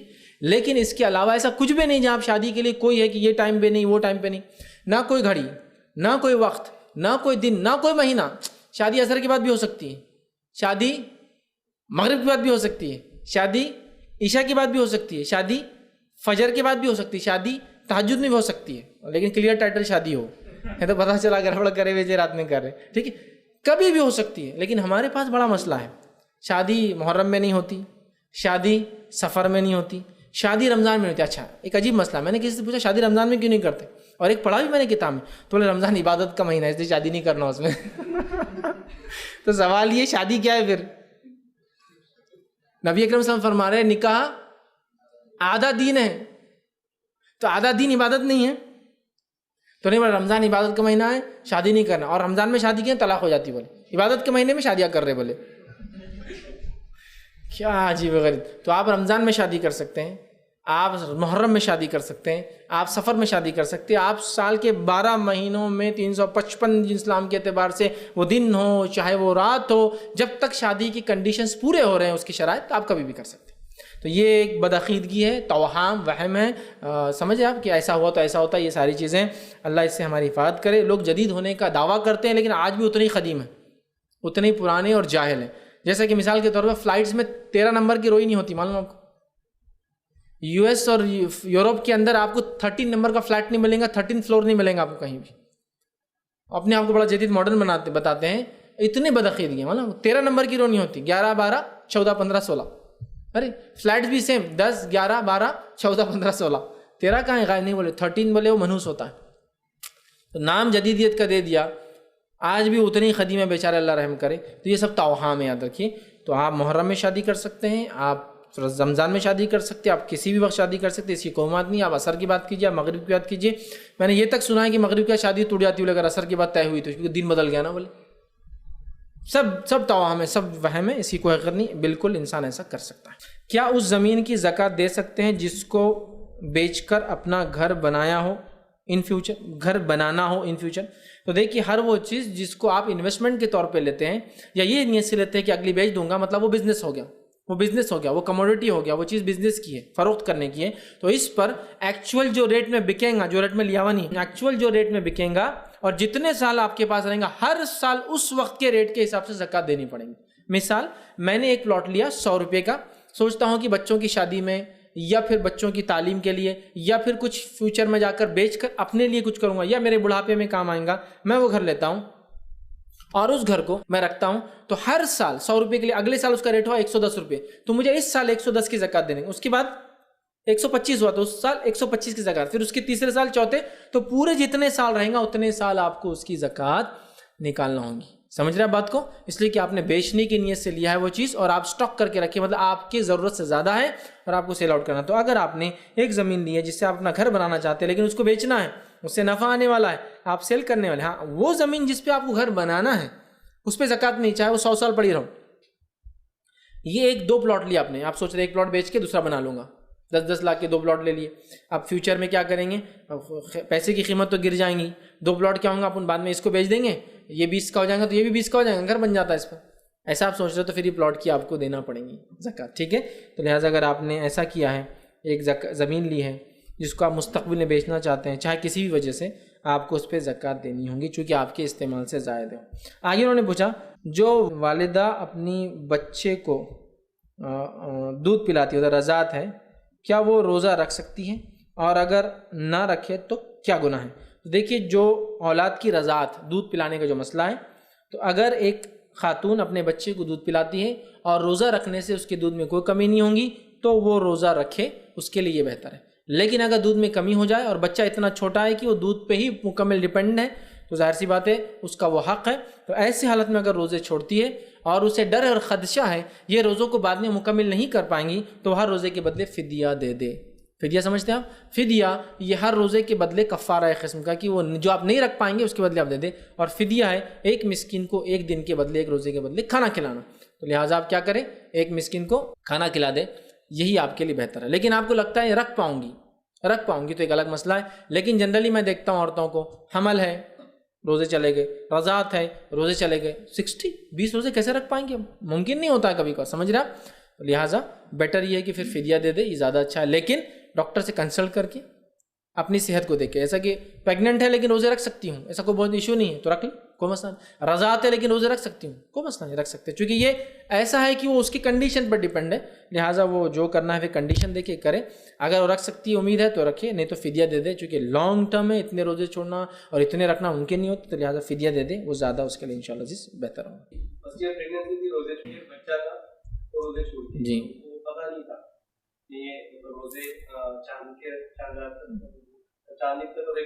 جی بھائی نے ایک سوال کیا کہ کسی کو علم نہیں تھا اور 1 سال حمل تھا, روزے چھوٹ گئے. اس کے بعد ہوا یہ کہ اگلا سال بھی روزے چھوٹ گئے اور پچھلے سال کے اب تک رکھے نہیں تھے, اور علم نہیں تھا کہ روزے رمضان سے پہلے رکھنا ہے. روزوں کی دیکھیے جو حد ہے وہ یہ ہے کہ جو رمضان کے روزے چھوٹتے ہیں اگلے رمضان سے پہلے رکھنا. تو بھائی کا سوال ہے وہ بھی چھوٹ گئے, اب تو گناہ میں آ گیا انسان, تو کیا کرے؟ تو یہ روزوں کو بعد رمضان پھر رکھ سکتے ہیں, مطلب وہ قضا ابھی بھی باقی ہے, گناہ گار ہو گیا انسان لیکن رکھنا ہے. نماز چھوٹ گئی, عصر کا وقت بھی آ گیا, ٹھیک ہے, تو آپ کو گناہ گار ہو گیا, آپ خاموخواہ آپ نے اگر ظہر چھوڑی ہے تو, لیکن نماز تو پڑھنا ہے. تو اسی طرح روزے 1 سال کے تھے, یہ سال رمضان میں رمضان آ گیا, اب نہیں رکھ پائے, تو اب رمضان کے بعد رکھنا ہے. لیکن اگر بہت لانگ روزے, یہ سب 50 60 100 روزے جمع ہو گئے کئی دنوں کے, فدیہ دے دے, چونکہ اتنے روزے میں نہیں سمجھتا ہوں کسی کے لیے, 30 مشکل جاتے ایئرلی, تو اتنے فدیہ دے دے, ہر روزے کے بدلے ایک مسکین کو ایک وقت کا پیٹ بھر کھانا جو آپ کھاتے وہ اسٹینڈرڈ کا دے دے انشاءاللہ عزیز, یہ زیادہ بہتر ہو انشاءاللہ. جی وجہ سے نماز قضا ہوگی جی اس کو فوراً جب وہ کب پڑھے گا کہ دوسری نماز کے ساتھ ملا کر. دیکھیے نماز جو قضا ہو جاتی ہے وہ جب آپ کو وقت ملے گا تب پڑھیں گے, دوسرے نماز کا انتظار نہیں کریں گے, سمجھ رہے ہیں آپ. صلی اللہ علیہ